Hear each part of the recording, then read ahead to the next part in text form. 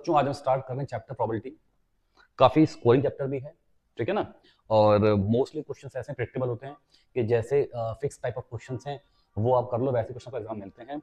जैसे कि चैप्टर्स 7 है, चैप्टर 9 है, वहाँ हो सकता है क्वेश्चन अलग सा आ जाए आपको, पर कुछ चैप्टर्स ऐसे हैं जैसे कि vector, 3D, 3, 4, chapter 1, 2 and probability. ये चैप्टर ऐसे हैं बेटा जहाँ पे क्वेश्चन होते हैं प्रेडिक्टेबल, है ना। आपको सवाल ऐसे ही मिलेंगे, ऐसे ही आते हैं। तो स्टार्ट करते हैं चैप्टर को हम लोग। कुछ बेसिक बातें हैं जो आपको आनी चाहिए, सवालों से पहले बताता हूँ। तो बेटा पहली बात है, देखिए जैसे कि प्रोबेबिलिटी में कुछ बहुत बेसिक सी बातें हैं जो सब बच्चे जानते हैं, तब भी हमारा काम है लिखने का, लिख देते हैं बेटा। तो प्रोबेबिलिटी जो किसी भी वैल्यू की जो प्रोबेबिलिटी है वो होती है number of favourable outcome.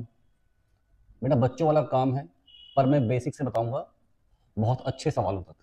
Number of favourable outcome divided by total number of outcomes.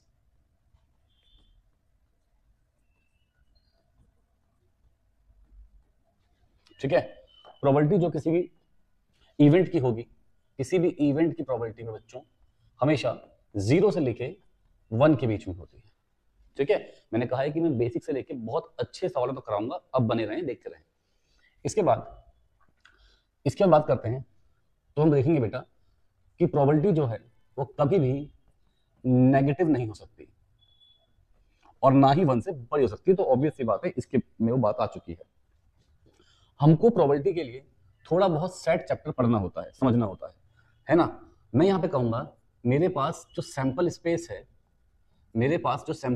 है, किसी भी सेट के अंदर में मैं इस सैंपल स्पेस को यूनिवर्सल सेट की तरह रिप्रेजेंट करूंगा।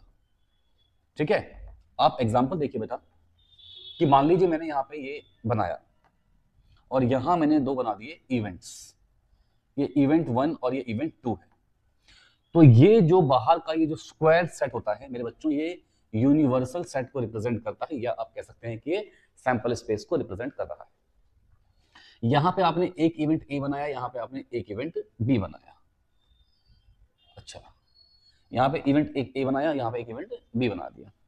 बेटा जी ये जो इवेंट है, ये जो पोर्शन है, सिर्फ बीच का पोर्शन, ये जो पोर्शन है, ये आपको ए इंटरसेक्शन बी रिप्रेजेंट करता है। मतलब हम बोलेंगे बोथ ए एंड बी।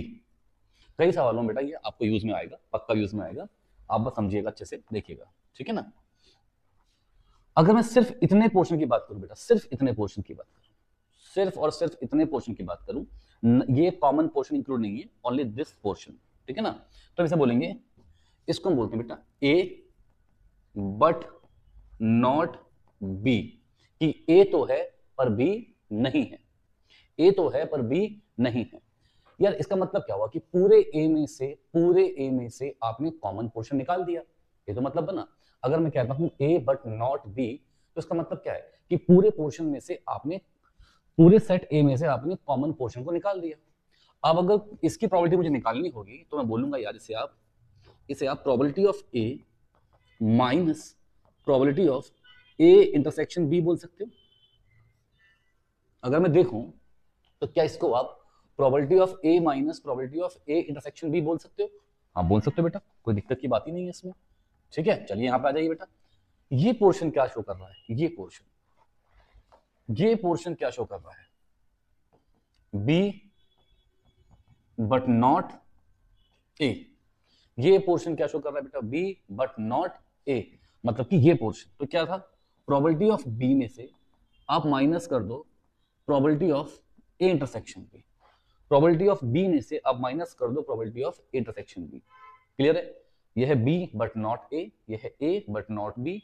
अगर मैं पूरे को मिला दूं, मतलब मैं इसको तीनों को मिला दूं, ठीक है ना, तो मैं क्या बोलूंगा बेटा कि वो क्या मिल जाएगा? यूनियन, की at least one of A and B, क्या ए या बी में से कम एक आ जाए।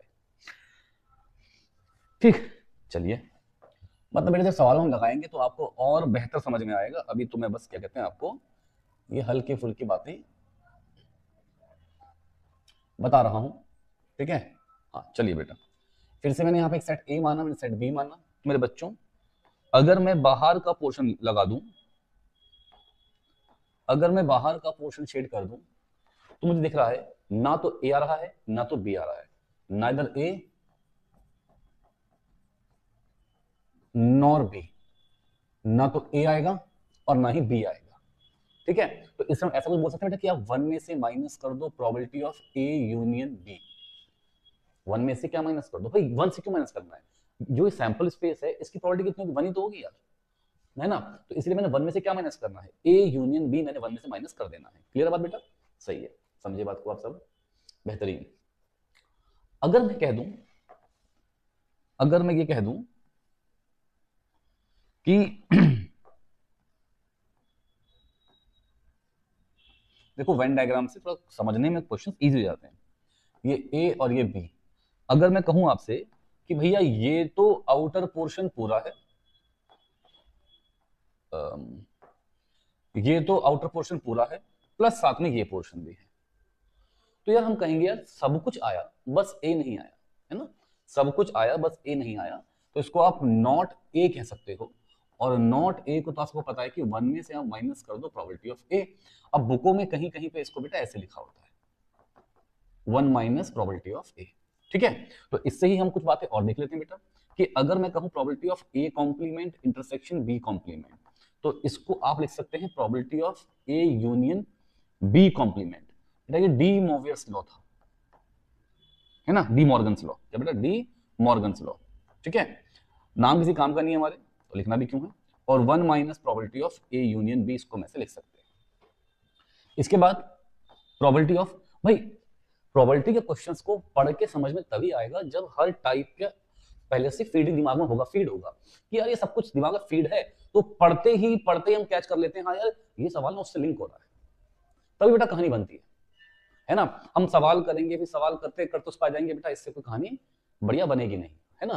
तो उससे ये होगा कि अगर सेम क्वेश्चन आ गया तो अच्छी बात है, थोड़ा भी घूम फिर गया तो हमसे नहीं होने वाला है, तो हमको बचना है इस चीज से। हमको इस सेशन के एंड तक ऐसा देखना है कि भैया जो क्वेश्चंस करे हैं हालांकि वही आएंगे, वैसे क्वेश्चन आएंगे पक्की बात है, बट अगर खुदा ना खास्ता कुछ ऊपर नीचे हुआ तो मेरी समझ या सहज इतनी होनी चाहिए कि मैं उसके अगल बगल का सवाल भी लगा सकूं। ठीक है ना। हाँ। और probability of A union B complement, बेटा ये कितना होगा, probability of A complement intersection B complement. बच्चों ऐसे लिख लो, ओहो ये तो मैंने सही लिख दी बात, है ना, दोबारा से कोई बात नहीं, पर अगर मैं A complement union B complement कहूं तो इसको आप ए इंटरसेक्शन बी का कॉम्प्लीमेंट कह सकते हैं, और one minus probability of A intersection B ये हो जाएगा। मैंने 11th क्लास के बैचेस के अंदर में इन सबको प्रूव भी किया है, वेन डायग्राम शो भी किया है, पर मेरे को ऐसा लगता है कि अभी हम पे कोई समय है नहीं इतना फालतू, तो जो काम का है बस वो देख लेते हैं। ठीक है बेटा, चलिए अब जो हम पे टॉपिक आता है पढ़ने के लिए बेटा वो आता है पहला कंडीशनल प्रोबेबिलिटी। क्या आता है, कंडीशनल प्रोबेबिलिटी। तो मैंने तो पहले आपको बनवाया है बेसिक डायग्राम जो आपको समझ में आनी चाहिए इस चैप्टर को प्रोसीड करने से पहले। अब इस पे हम लोग आते हैं, इसका मतलब क्या है, इसका मतलब है कि आपको कुछ कंडीशन गिवन होगी कि अकरेंस ऑफ ए निकालना होगा, प्रोबेबिलिटी आपको निकालनी होगी अकरेंस ऑफ ए जब एक इवेंट आपके पास ऑलरेडी अकर्ड हो। मैं क्या कह रहा हूं, जैसे कि मान लीजिए मैंने एक कॉइन को टॉस करा, छोड़ो मैंने दो कॉइन टॉस करे, मैंने जैसे ही दो कॉइन टॉस करे, दोनों कॉइन टॉस करते जो मेरा सैंपल स्पेस आएगा सब बच्चे जानते होंगे वो head head, head tail, tail head, tail tail आएगा। दो कॉइन टॉस करते ही मेरा जो सैंपल स्पेस आने वाला है बच्चों ये आने वाला है। ठीक है सर ये आने वाला है, तो मैंने कहा कि प्रोबेबिलिटी निकालिए, probability of occurring head when a tail already occurred, है ना। हेड के आने के चांस निकालने हैं जब टेल ऑलरेडी आपका इसमें आ चुका है। हेलो, हाँ बेटा, हाँ बेटा,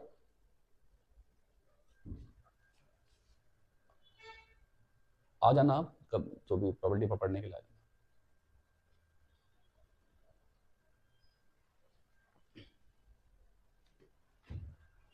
ठीक है बेटा, two coins are tossed when probability of occurring, हाँ ठीक है बेटा। चलिए अब यहां बनाता हूं मैं क्या आपके पास एक इवेंट ए, एक इवेंट ए बनाता हूं बेटा।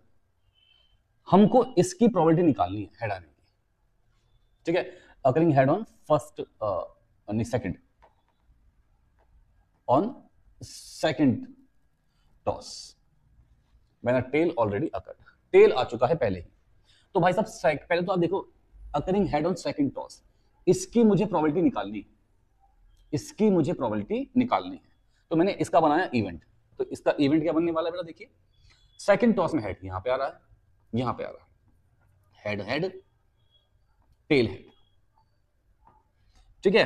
अब event B, tail already occurred, मतलब टेल तो पहले ही आ चुका है, पहली बारी में टेल था, तो टेल कहां पर है, टेल हेड और टेल टेल। बस भाई ये सिंपल बात हो गई। वो कह रहा है कि probability of A by B कैसे लिखते हैं बेटा, कि फाइंड, इसका मतलब क्या है, probability of A by B लिखा, इसका मतलब क्या है कि find probability of, find probability of A when B has already occurred. Probability of A निकालो जब बी क्या हो भैया, ऑलरेडी अकर्ड हो चुका हो, बी ऑलरेडी आपको मिल चुका हो, है ना। तो कंडीशनल प्रोबेबिलिटी के अकॉर्डिंग इसका जो फॉर्मूला है वो है probability of A intersection B divided by probability of B. Probability of A by B, probability A की निकालो, बी क्या है गिवन है, प्रोबेबिलिटी ए की निकालो, बी क्या है गिवन है, फॉर्मूला है probability of A intersection B divided by probability of B, ठीक है। समझे बेटा बात को, ठीक है। तो चलिए देखते हैं यार ए और बी में कॉमन क्या है, ए और बी में कॉमन क्या है, ए और बी में कॉमन क्या है, ए और बी में कॉमन है सिर्फ टेल हेड। क्या कॉमन है, सिर्फ टेल हेड, ठीक है।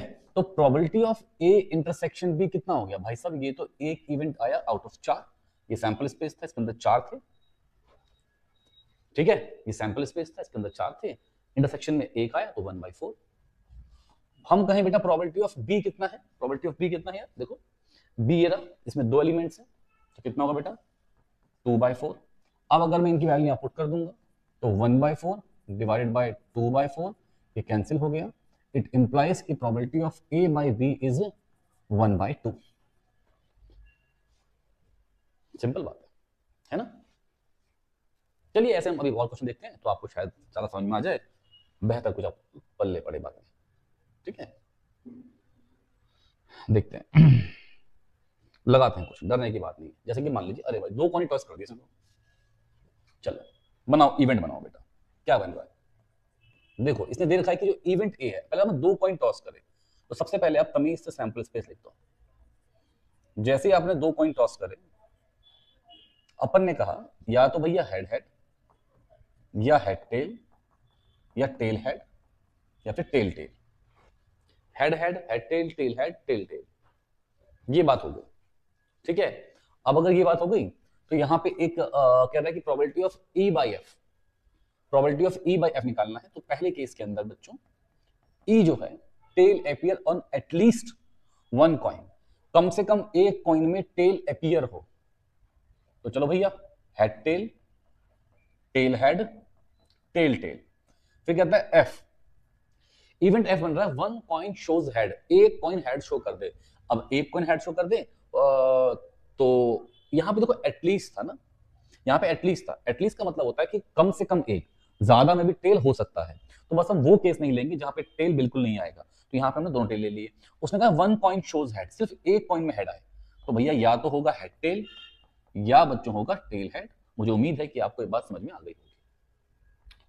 चलिए फिर देखते हैं क्या होगा, देखते हैं फिर क्या होगा। तो अब हम बात करते हैं probability of E by F, हम बात करते हैं probability of E by F. E by F ए निकालना है, तो ये बनेगा probability of E intersection F divided by probability of F, probability E by F, probability of E intersection F divided by probability of F. तो probability of E intersection F, देखिए बेटा तो ऐसा बड़ा काम तो है नहीं, यहां पे आपके पास में पहले आप लिख लीजिए ई और एफ में कॉमन क्या है। यहां पे हेड टेल है, यहां पे हेड टेल है, यहां पे टेल हेड है, यहां पे टेल हेड है, वाह भैया वाह भैया, ये तो भरपूर तरह से कॉमन आ रहा है, कोई दिक्कत नहीं। तो probability of E intersection F जो आएगा मेरे बच्चों वो आएगा 2/4, बिल्कुल सही करा है, 2/4 आएगा।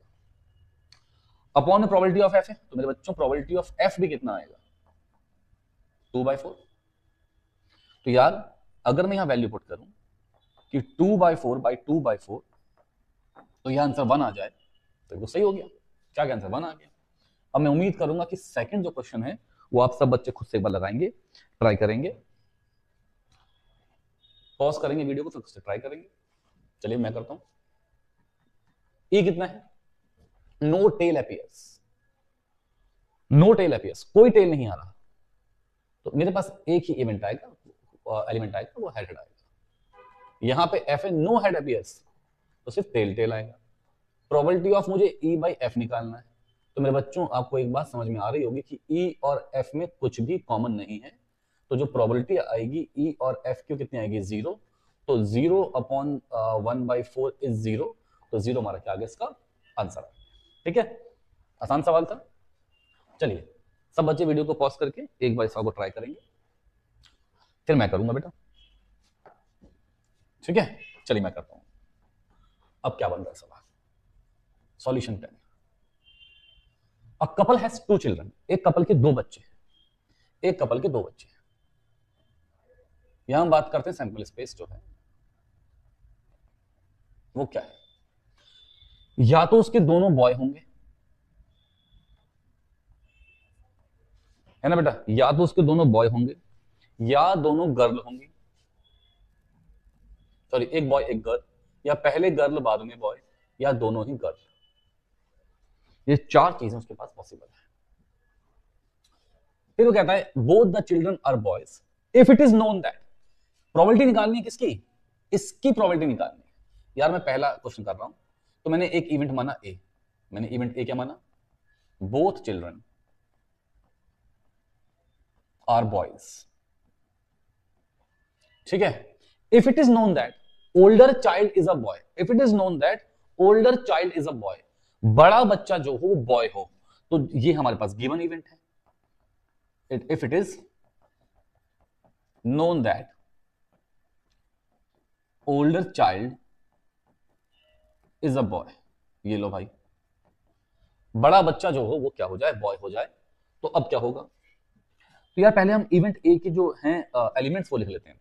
बोथ चिल्ड्रन आर बॉयज, तो मेरे बच्चों आपको साफ साफ दिख रहा होगा कि बस हमारे पास एक ही इवेंट आएगा और ये आएगा। उसके बाद बेटा if it is known that older child is a boy, older child बड़ा बच्चा जो हो वो लड़का हो, तो बाद में लड़का होना चाहिए, ये सॉरी पहले लड़का होना चाहिए, ये लड़का यहां लड़का, तो ये एक इवेंट ये आ गया मेरे बच्चों, एक इवेंट ये आ गया। अब इसकी प्रोबेबिलिटी निकालनी थी, ये हमें गिवन है, इसकी प्रोबेबिलिटी निकालनी थी, ये हमें गिवन है, तो ऑब्वियस सी बात है आप सब जानते हैं कि यहां पे क्या लगेगा a by b, तो विच is probability of a intersection b divided by probability of b, है ना। अब मेरे पास पहला काम है ए इंटरसेक्शन बी निकालना, ए और बी में कॉमन क्या है ये निकालना, ए और बी में कॉमन क्या है ये निकालना। तो चलो बेटा probability of A intersection B, अगर मैं इसकी बात करूं तो इनमें एक ही टर्म कॉमन है, तो ये बन जाएगा 1/4।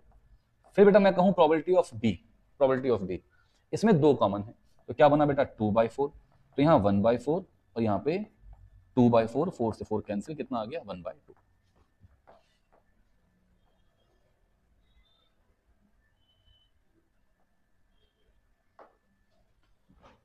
ठीक है बेटा, बच्चे बात समझ गए। चलिए सेकंड देखते हैं बेटा, सेकंड देखते हैं बेटा,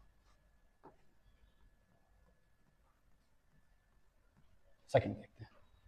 both the children are girls, दोनों ही जो लड़कियां, दोनों ही जो बच्चे हैं वो लड़कियां हों, दोनों ही जो बच्चे हैं वो क्या हों, लड़कियां हों। If it is known that older child is a girl, तो भाई चलो यहाँ पे अलग से इवेंट ए मानेंगे। हमारे पास इवेंट क्या आया, यार ये तो ना थोड़ा मुझे सेम लग रहा है, तो मैं इसको नहीं करता, मैं थर्ड पार्ट देख लेता हूँ, है ना।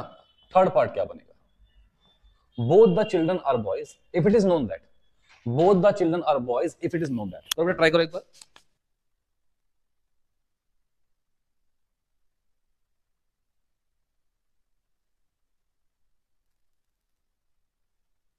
हाँ बेटा, तो इसमें क्या था कि both the children are boys if it is known that at least one of children is a boy. तो हमारे पास एक इवेंट ए आ गया। इवेंट ए क्या बेटा? Both the children are boys.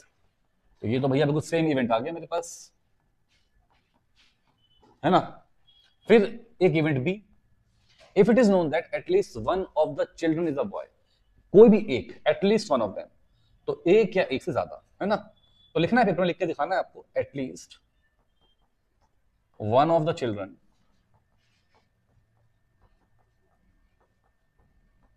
Is a boy. तो उस केस में बेटा इवेंट्स क्या बनेंगे? एटलीस्ट का ना बच्चे, तो उससे ज्यादा भी हो सकते हैं।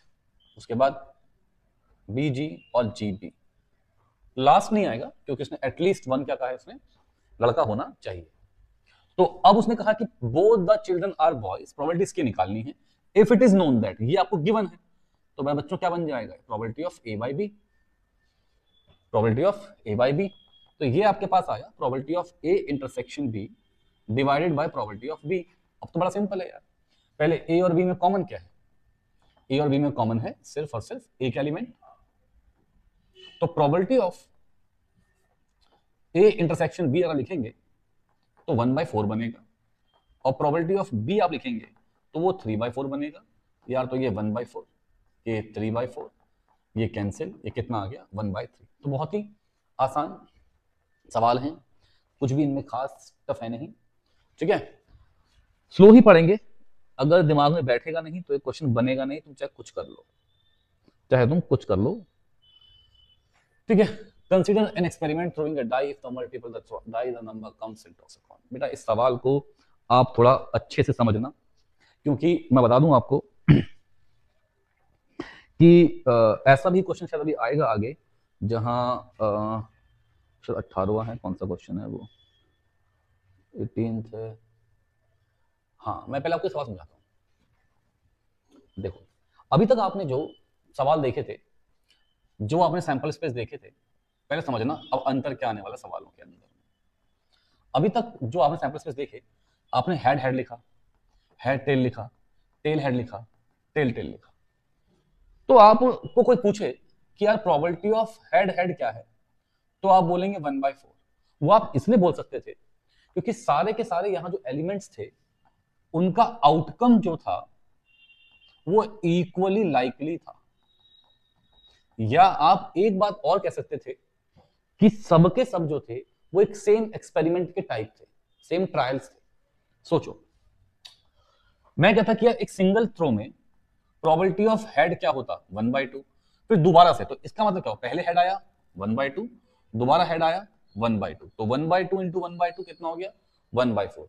मैंने इसको देखा कि पहले हेड आया, चांस क्या? 1/2, फिर टेल आया, चांस कितना है? 1/2, कितना बन गया? 1/4। यहां देखा मैंने, पहले टेल आया 1/2, यहां पे आया 1/2, तो कितना बन गया? 1/4। फिर मैंने कहा कि 1/2 इंटू 1/2, टेल टेल 1/2, सबके चांसेस 1/4 1/4 1/4 1/4 थे। तो ऐसे केसेस हम सोचते नहीं थे, टेंशन नहीं पालते थे, हम कहते यार ठीक है यार, यहाँ पे चार यहाँ पे आउटकम्स हैं और हमको प्रोबेबिलिटी एक की पूछी है, तो इन चार में से एक है, 1/4 आ गया, ठीक है। तो ये बातें होती थी। अब समस्या क्या है? जो ट्रायल है वो दो डिफरेंट ट्रायल्स हैं, दो डिफरेंट ट्रायल्स हैं। अब देखिए क्या मतलब, मैं क्या कह रहा हूं आपसे कि एक कॉइन को पहले आपने टॉस करा, है ना। If the coin shows head, चलो आपने कॉइन को टॉस करा, तो या तो हेड आएगा या फिर टेल आएगा। अब कहते हैं कि अगर कॉइन ने हेड शो करा, तो आप दोबारा से कॉइन को टॉस कर दोगे तो फिर से हेड या टेल आ सकता है। पर अगर टेल शो हुआ तो आप यहां पे डाई को थ्रो करोगे, है ना। तो डाई को थ्रो किया तो वो हो गया 1 2 3 4 5 6। चलिए भाई, अब बनाएंगे इसका हम सैंपल स्पेस। अब बनाएंगे इसका सैंपल स्पेस। तो जिसको आता है वो वीडियो को स्किप करे, आगे बढ़े और क्वेश्चन के मुद्दे पे, जो नहीं आता वहां जाए। बाकी पढ़ाएंगे तो हम इसको तमीज से और स्लो पढ़ाएंगे, ताकि भैया जो सुने उसको पूरा का पूरा समझ में आ जाए। सैंपल स्पेस, तो अगर बनाऊं मैं सैंपल स्पेस तो क्या बनेगा भाई? हेड हेड, हेड टेल, फिर tail 1, tail 2, tail 3, tail 4, tail 5, tail 6, ये बनेगा। यार बड़ी ही बिल्कुल सोचने वाली बात है कि अगर मैं बात करूं हेड हेड की, भाई पहले आपने कॉइन टॉस करा तो चांस कितना है हटाने का, 1/2। फिर दोबारा से हटा जाए, चांस कितना है, 1/2 इंटू 1/2 कितना हो गया, 1/4। इस पे आ जाओ टेल 1 पे, तो इसके चांसेस क्या आने के, पहले आएगा टेल 1/2, फिर आएगा 1। अब हमने डाई को थ्रो किया है, तो डाई के अंदर में एक आने के चांस कितने होंगे, 1/6, तो कितना हो गया, 1/12। तो अगर आप ऐसे लिखते कि मैं आपसे कहता कि सैंपल स्पेस को देख के बताओ कि प्रोबेबिलिटी ऑफ टेल 1 आने चांस क्या है, और आप बोलते कि 1/8, तो आपका आंसर होता गलत, क्योंकि ट्रायल्स क्या है, अलग ट्रायल्स, क्या है, अलग अलग इसमें ट्रायल्स है। तो एक ही क्वेश्चन आपके एनसीईआरटी में दे रखा है, तो वो आपको आना चाहिए। अगर ये नहीं आपको आया तो ये आपको फिर दिक्कत दे सकता है एग्जाम में, खुश होकर बाहर आओगे कि सब कुछ सही है और गलत हो जाएगा, बाकी सब कुछ सीन सेम है। अब कहता है कि find the condition of probability of the event the die shows a number greater than 4। तो पहले आपने एक इवेंट ए माना कि die shows number greater than 4, 4 से बड़ा नंबर आ जाए। अगला इवेंट बी है, given that there is at least one tail, given है मुझे ये इवेंट, there is at least one tell.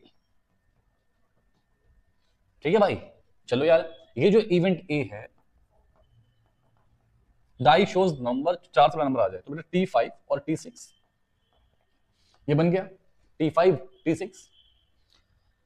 There is at least one tail, कम से कम एक टेल हो जाए, कम से कम एक टेल हो जाए, तो भाई हेड टेल, फिर tail 1, tail 2, tail 3, tail 4, tail 5, tail 6। अब पूछा क्या हमसे, प्रोबेबिलिटी ए की निकालनी है और बी क्या है गिवन, प्रोबेबिलिटी ए की निकालनी है, बी क्या है गिवन, तो ये बनेगा probability of A intersection B divided by probability of B बराबर, अब तो बेटा इसको पहले सॉल्व करना पड़ेगा। तो भाई ए और बी में कॉमन क्या है, ए और बी में कॉमन है T5 और T6, ये दो एलिमेंट है आउट ऑफ 8, 2/8 नहीं बोल सकते, गलत हो जाएगा। प्रोबेबिलिटी कितनी होगी T5 की, भाई चांसेस टेल आने के 1/2 और 5 आने के 1/6, क्योंकि डाइस में 6 नंबर है, 6 में से एक 5 आ जाए तो मतलब कि 1/6।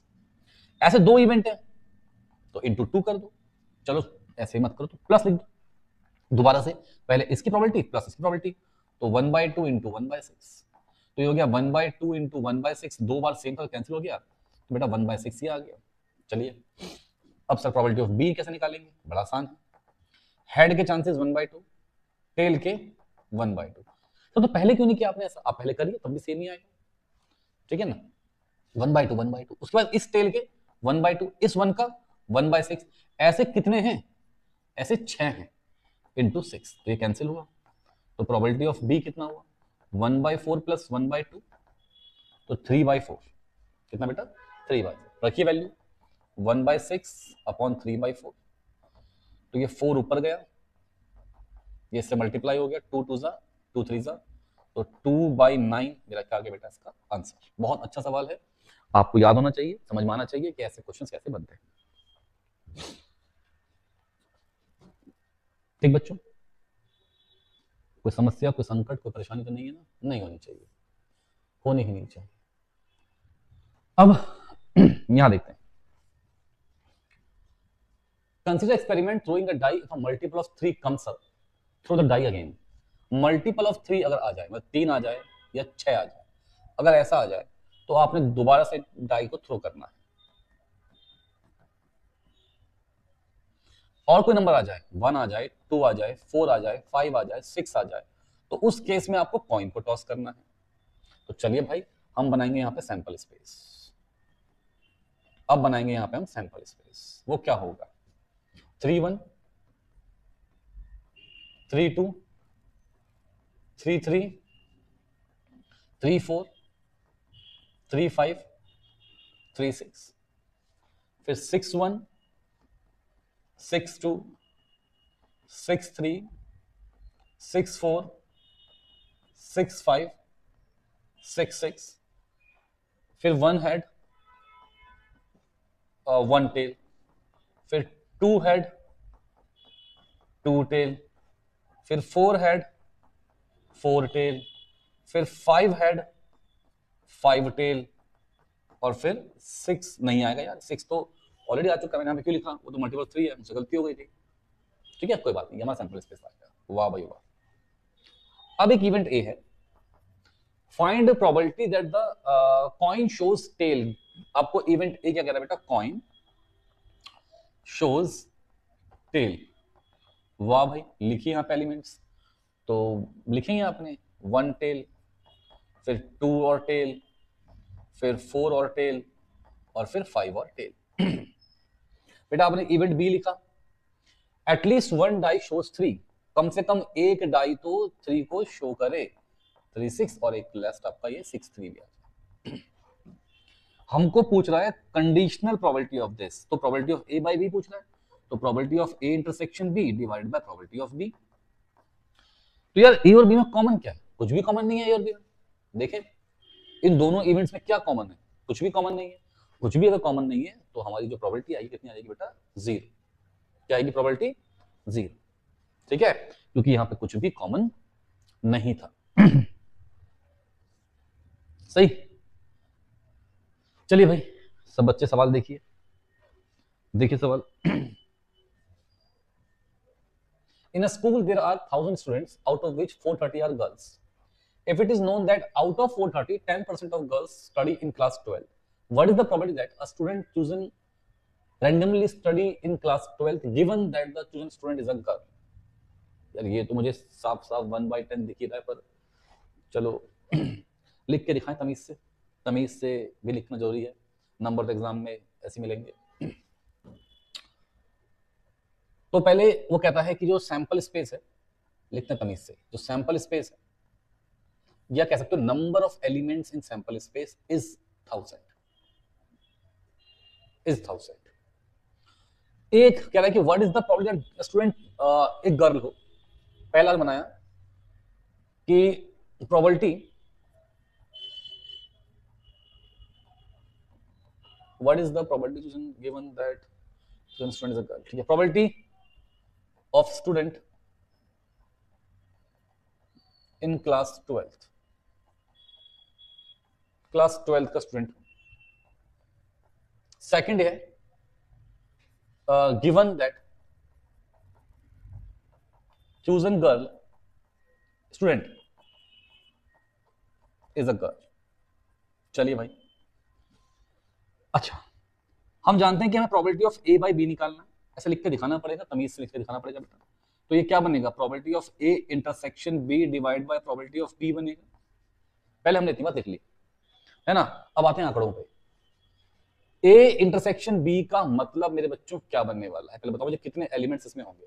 इसका मतलब क्या बनने वाला है कि क्लास 12th में हो, क्लास 12th में हो और लड़की हो, ए इंटरसेक्शन बी की लड़की भी हो और क्लास 12th में भी हो, लड़की भी हो क्लास 12th भी हो, तो भैया उसने कहा कि 430 लड़कियां हैं, उसमें से 10% पढ़ती है किसमें, क्लास 12th में। तो मेरे बच्चों ये आ गया 43। कितना आ गया, 43। मैं आपसे कहूं number of elements in B की लड़कियां कितनी है, वो है 430। तो भैया वैल्यू पुट करो, 43 अपॉन में 430 विच इज 1/10। ये सवाल साफ डायरेक्ट हो रहा था, और भैया पेपर में मार्क्स चाहिए तो लिख के दिखाना पड़ेगा, ये हमारी मजबूरी है। ठीक है, चलिए 1 मिनट के लिए वीडियो को पॉज करेंगे और ये सवाल पहले ट्राई करेंगे। ठीक है, ये सवाल पहले ट्राई करेंगे। हाँ, An instructor has a question bank consisting of 300 easy true false questions। लिख लेते हैं। इतने बड़े सवाल में सबसे पहले मुद्दे की बात पढ़ लेता हूं मैं कि if a question is selected at random from the question bank, what is the probability that it will be an easy question। तो इवेंट ए क्या बन रहा है, selected question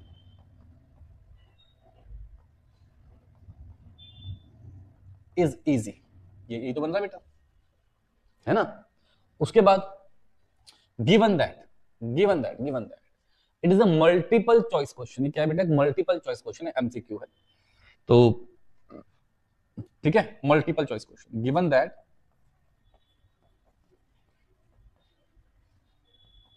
it is a multiple choice question.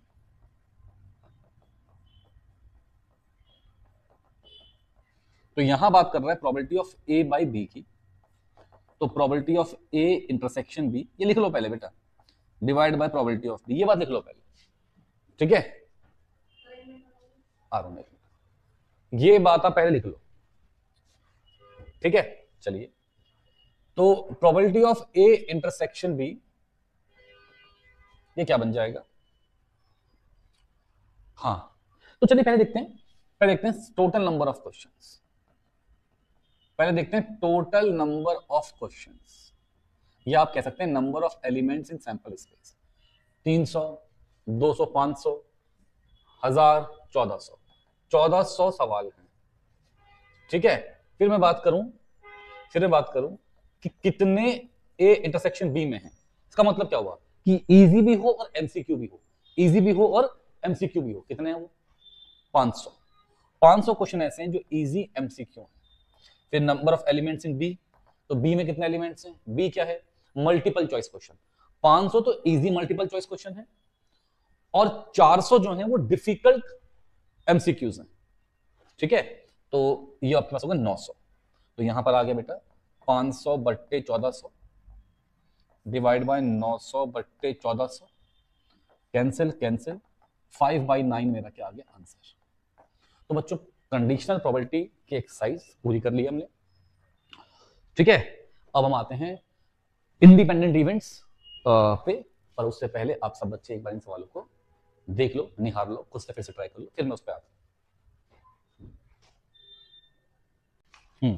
तो बेटा अब जो सवाल का सेकंड पार्ट था लेक्चर का, वो ये था बेटा कि अभी हमने देखा कि probability of A by B is probability of A intersection B divided by probability of B. इसका मतलब क्या था कि find probability of A,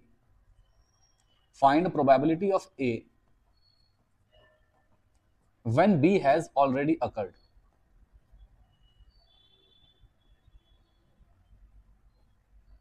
When B has already occurred. ठीक है, सोचो। तो ये हमको पता था। अब मैं कहता हूं कि if A and B are independent events, if A and B are independent events, तो बेटा सोचना है कि अगर A और B इंडिपेंडेंट इवेंट्स हों तो probability of A by B, यार A और B इंडिपेंडेंट इवेंट है इस, और यहां पे कह रहा है कि probability of A when B has already occurred. यार अगर इंडिपेंडेंट इवेंट है तो B के आने से क्या क्या फर्क पड़ जाएगा? तो वो प्रोबेबिलिटी ऑफ किसके इक्वल होगा? A के ही इक्वल होगा ना, समझिए, इंडिपेंडेंट इवेंट है। कंडीशन अगर पढ़ेंगे आप तो क्या बोल रहा है कि find probability of A when B has already occurred. B आ चुका है तो प्रोबेबिलिटी ऑफ A क्या है? अब मैं कह रहा हूं कि A और B इंडिपेंडेंट है, तो इसका मतलब वो तो भैया प्रोबेबिलिटी ऑफ A के क्या होगा? इक्वल होगा, उसको B से कोई लेना देना नहीं था। तो अब अगर मैं इसको लिखूं तो probability of A intersection B upon probability of B आएगा बाय फॉर्मूला इसकी वैल्यू, और ये किसके इक्वल आएगा? प्रोबेबिलिटी ऑफ A के। तो इसका मतलब अगर probability of A intersection B independent है तो इसका मतलब probability of A into probability of B के इक्वल हो जाएगा। अगर A और B इंडिपेंडेंट इवेंट है तो probability of A intersection B probability of A into probability of B के इक्वल हो जाएगा। ठीक है बेटा, समझे? बहुत बढ़िया बात, समझ गए तो चलिए बढ़िया हो गया। अब एक बड़ा अच्छा सवाल आता है इस पे, if E and F are independent events,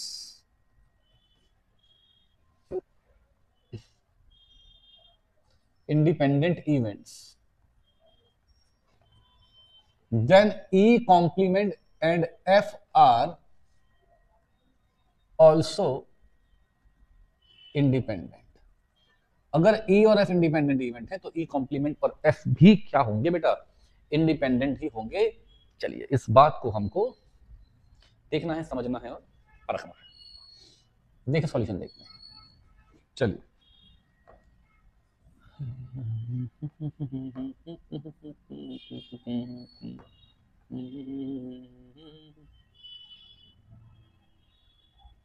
चलो, ये एक ए इवेंट है, ये सॉरी लिख मैं ई एंड एफ रहा हूं, यहां पे लिख रहा हूं मैं ए बी, ये हो गया बेटा ई और एफ। चलिए, अब गिवन मुझे क्वेश्चन के अंदर में ये है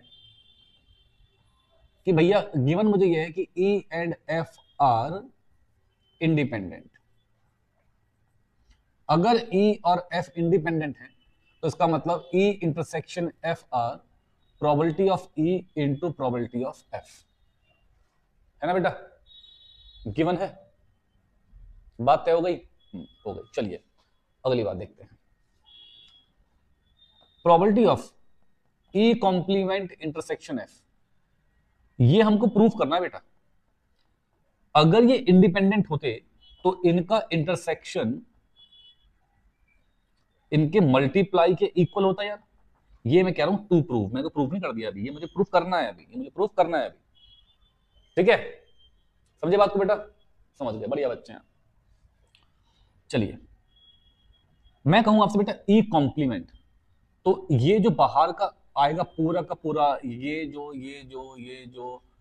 जो पूरा शेडिंग आएगी, ये आएगी ई कॉम्प्लीमेंट। इसका मतलब ई को छोड़ के बाकी सब कुछ, ई को छोड़ के बाकी सब कुछ, ई कॉम्प्लीमेंट मतलब कि ई को छोड़ के बाकी सब कुछ।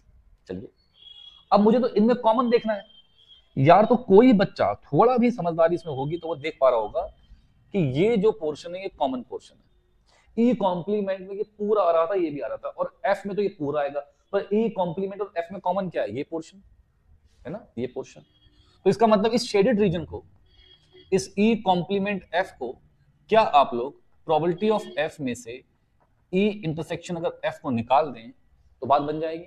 मैंने पूरे एफ में से इतना पोर्शन निकाल दिया, कॉमन पोर्शन निकाल दिया, तो मुझे क्या मिल गया? ये मिल गया probability of F minus probability of E into probability of F, है ना? तो यहां पे क्या होगा?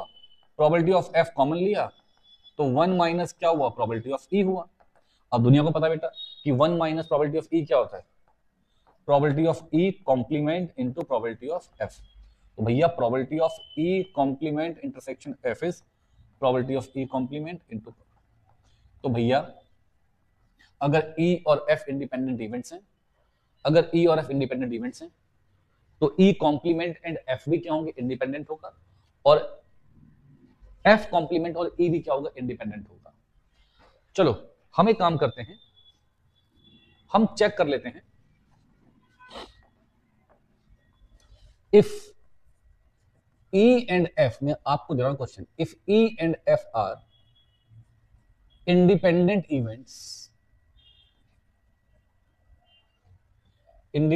events, check whether E complement and F are independent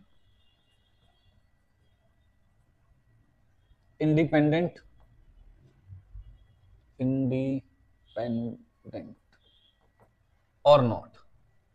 चलिए चेक करिए कि ई कॉम्प्लीमेंट और एफ कॉम्प्लीमेंट इंडिपेंडेंट हैं या नहीं है। फटाफट सब बच्चे बात को प्रूफ करिए।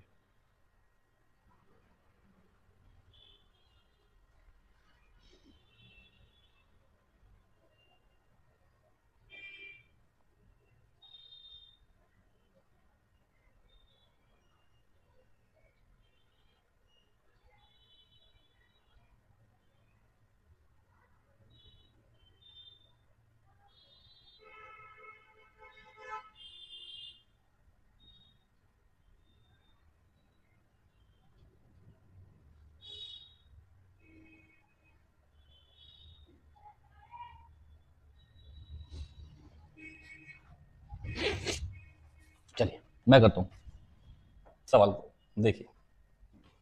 तो अभी हम जानते हैं कि गिवन मुझे ये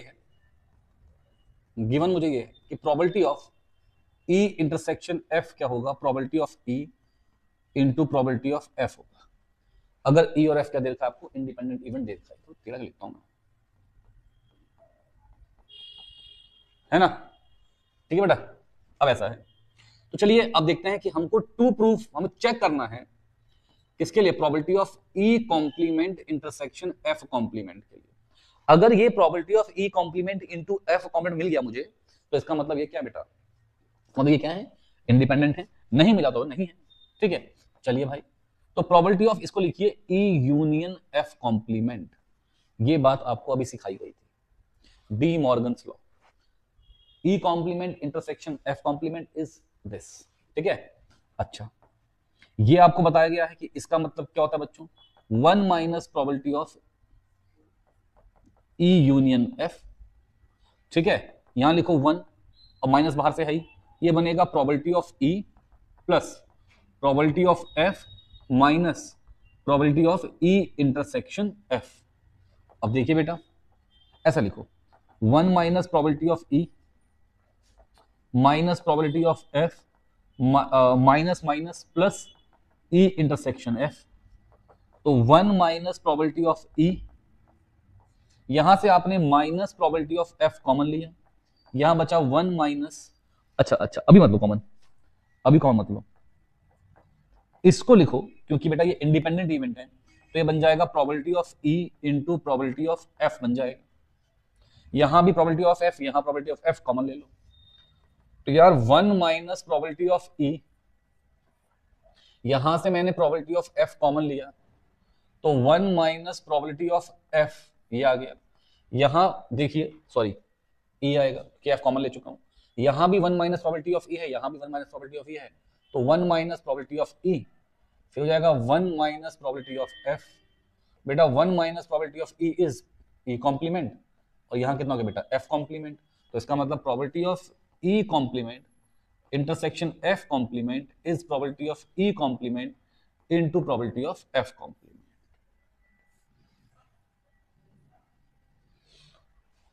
हाँ ठीक है बेटा, तो हमको बात समझ में आ गई कि अगर e और f दो इंडिपेंडेंट इवेंट हैं, अगर e और f इंडिपेंडेंट इवेंट हैं, तो e कॉम्प्लीमेंट एंड f भी क्या होगा, इंडिपेंडेंट होगा। e एंड f कॉम्प्लीमेंट भी क्या होगा, इंडिपेंडेंट होगा। E complement and F complement भी क्या होगा बेटा, ये भी इंडिपेंडेंट होगा। तो ये तीनों के तीनों चीजें क्या होंगी बेटा, इंडिपेंडेंट होंगी, अगर ई और एफ क्या है, इंडिपेंडेंट इवेंट्स है तो, ठीक है।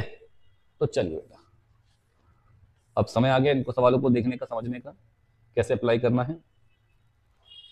चलिए देखिए, 3 इवेंट्स हैं ए बी और सी, प्रोबेबिलिटी है इतनी इतनी इतनी, तो ठीक है भैया, प्रोबेबिलिटी ऑफ ए आपको दे दिया है, सवाल देखिए, प्रोबेबिलिटी ऑफ ए आपको दे दिया है बेटा,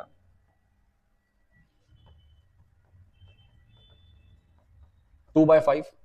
प्रोबेबिलिटी ऑफ बी आपको दिया हुआ है कितना बेटा, 1/3, एंड प्रोबेबिलिटी ऑफ सी आपको दिया मेरे बच्चों 1/2।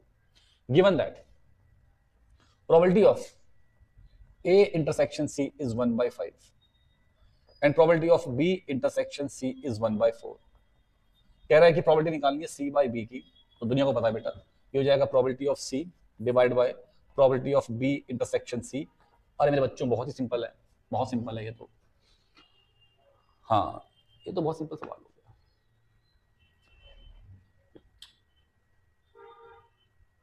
इसका है भी कि नहीं है, कोई बात नहीं, जिसका भी हो लिख दिया 1/2 और बी इंटरसेक्शन सी 1/4, तो कितना बेटा 1/2 डिवाइड बाय 1/4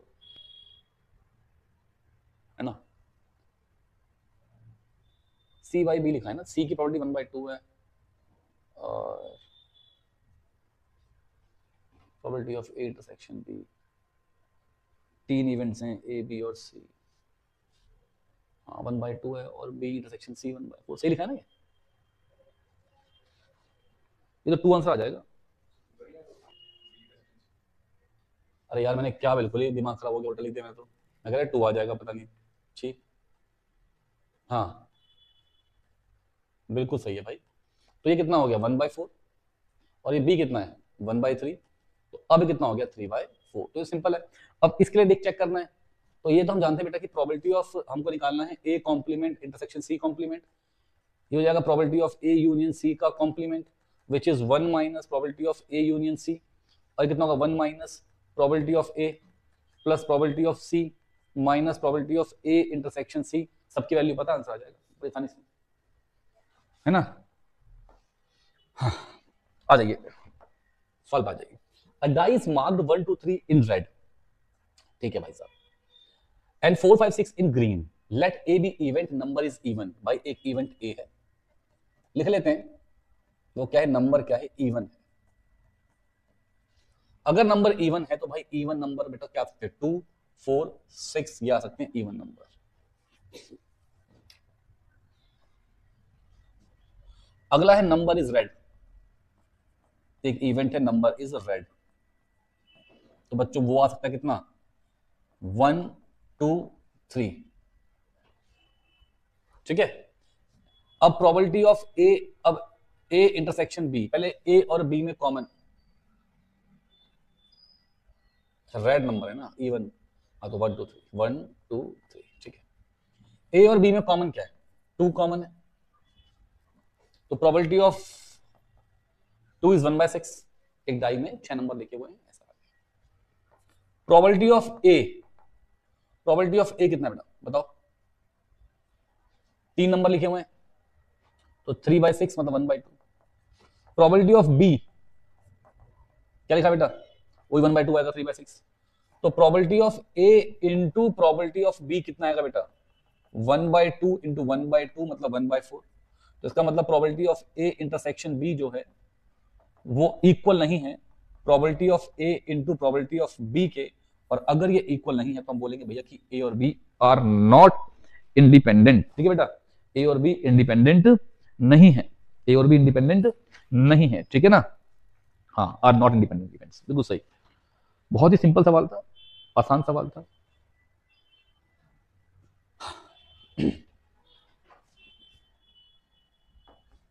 फिर देखते हैं, events A and B are such that, probability of A आपको दिया हुआ है 1/2, प्रोबेबिलिटी ऑफ बी आपको दिया हुआ है कितना, 7/12, probability of A not a और नॉट बी, यूजन मतलब कि और, ये बेटा कितना जाएगा, प्रोबेबिलिटी ऑफ, ऑब्वियस सी बात है ये हो जाएगा बच्चों, सिखाया ना आपको अभी मैंने, डी मॉर्गन्स लॉ। तो इसको हम लिख सकते हैं बेटा 1 minus probability of A intersection B.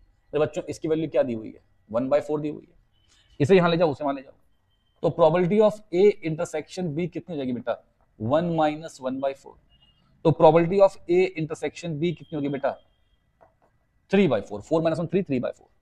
अब चलिए आ जाइए, probability of A into probability of B करेंगे तो 1/2 इंटू 7/12, तो probability of A into probability of B करेंगे तो मतलब कि 7/24।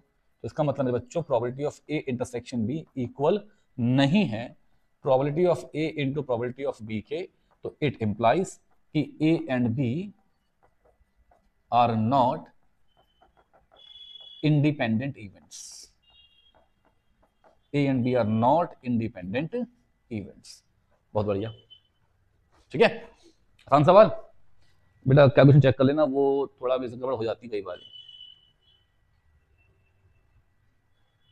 चलिए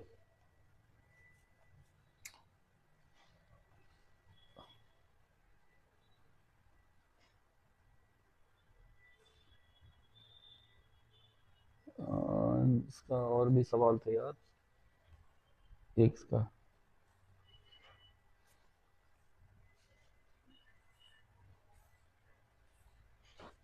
इसमें टफ क्वेश्चन भी दिया था, कहाँ चला गया वो,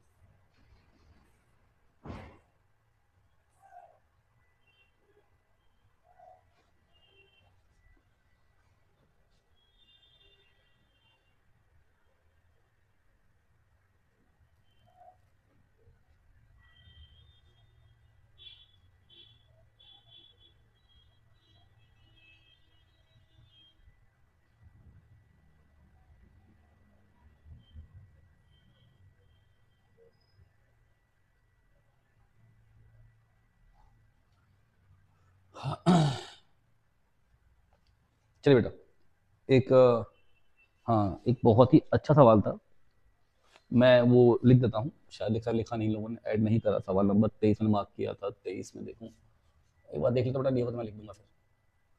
अच्छा सवाल है, हाँ मिल गया, 23 में, बहुत बहुत बहुत अच्छा सवाल है बेटा, काफी इंपॉर्टेंट क्वेश्चन है, और थोड़ा टफ सवाल भी है, इंपॉर्टेंट भी है और टफ भी है। टफ भी ऐसा उनके लिए है जो डरते हैं नया क्वेश्चन देख के, और जो बच्चे थोड़ा प्रैक्टिकली सोचते हैं कि यार नया क्वेश्चन है तो बेसिक तो पता ही है, उनके लिए टफ नहीं है। ठीक है ना, देखिए A and B are two independent events. A and B are two independent events.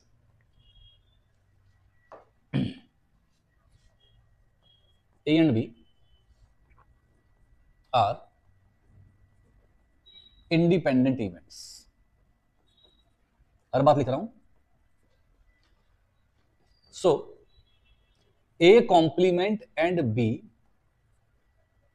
and A and B complement है ना आर ऑल्सो इंडिपेंडेंट। बेटा ये भी क्या होंगे, इंडिपेंडेंट होंगे। ठीक है बेटा, क्लियर है। चलिए अब जरा बात कर लेते हैं यहां पे probability of A and B are independent, A are also independent. देखें बेटा, चलिए अब बात कर लेते हैं probability of A complement and B. यार इसको लिखो probability of A complement into probability of B, क्योंकि ये भी क्या है, इंडिपेंडेंट इवेंट्स है। अब प्रोबेबिलिटी ऑफ ए कॉम्प्लीमेंट को आप 1 माइनस प्रोबेबिलिटी ऑफ ए बोल सकते हो इनटू प्रोबेबिलिटी ऑफ बी। थोड़ा इक्वेशन अच्छी बन जाए इसके लिए मैं एक काम कर सकता हूं, मैं प्रोबेबिलिटी ऑफ ए को x मान लेता हूं और प्रोबेबिलिटी ऑफ b को y मान लेता हूं। अगर वैसे x मान रहा हूं तो 2/15 of 1 minus x into y, ये मेरे पास आ गई पहली इक्वेशन। या थोड़ा और सॉल्व कर लेता हूं तो 2/15 of y minus x y, ये आ गई पहली इक्वेशन। ठीक है ना। अब बात करिए probability of A intersection B complement की, तो बच्चों ये भी क्या बन जाएगा, probability of A into probability of B complement, ये बन जाएगा यार। और इसकी वैल्यू कितनी है, इसकी वैल्यू है 1/6। तो probability of A complement intersection, तो ये हो जाएगा प्रोबेबिलिटी ऑफ ए, इसको बोलेंगे 1 माइनस प्रोबेबिलिटी ऑफ बी, ये इज इक्वल टू कितना है बेटा 1/6। प्रोबेबिलिटी ऑफ ए कितना यार, x है, ये कितना है यार 1 minus y is equal to 1/6। तो बेटा x minus x y is equal to 1/6 आ गया। कोई बड़ी बात तो है नहीं, है ना। तो यार थोड़ा सा एक कश्मकश हो गई है कि एक्स वाई वहां पर भी है यहां पर भी है। इक्वेशन बनानी पड़ेंगी बेटा, क्या बनानी पड़ेंगी, इक्वेशंस थोड़ी बनानी पड़ेंगी, तामझाम थोड़ा सा हमें यहाँ पे करना ही पड़ेगा, ऐसे कुछ बच नहीं पाएंगे आसानी से हम लोग। चलिए अब जब नहीं बच पाएंगे तो क्यों बचना है फिर, है ना। चलो मैं काम करता हूं, यहां से y की वैल्यू निकाल लेता हूं, 2/15 ऑफ 1 माइनस एक्स, ये y आ गया, और उस y को यहां पुट कर देता हूं, तो ये हो गया x 1 माइनस y था ना, तो 2/15 ऑफ 1 माइनस एक्स बराबर कितना बेटा 1/6। तो यहाँ पे x, या कुछ अगर मैंने माइनस करता तो कुछ बन जाता क्या, अगर मैंने माइनस करता तो x x करता, x माइनस वाई बचता नहीं, कुछ नहीं बचता यार। ठीक है, तो अब मैंने एलसीएम लिया तो 15 into 1 minus x minus 2 upon में 15 into 1 minus x is equal to 1/6। तो x into 15 minus 15 x minus 2 upon में 15 माइनस 15 एक्स बराबर कितना बेटा 1/6। अब करा क्रॉस मल्टीप्लाई, तो कितना बेटा 6x into 13 minus 15x is equals to 15 minus 15x।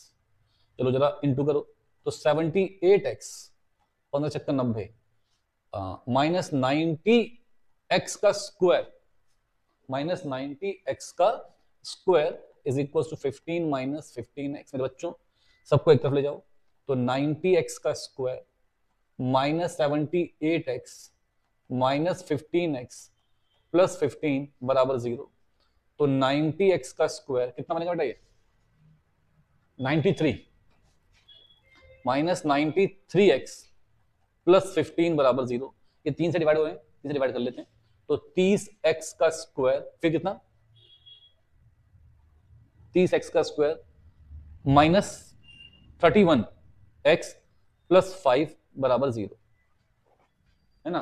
तो अब 150 के ऐसे फैक्टर के 31 आ जाए, 150 25 छक्का, 30x square minus 25x minus 6x plus 15 equal to 0। इन दोनों से 5x कॉमन आएगा, यहां बचेगा 6x माइनस 5, इन दो से माइनस,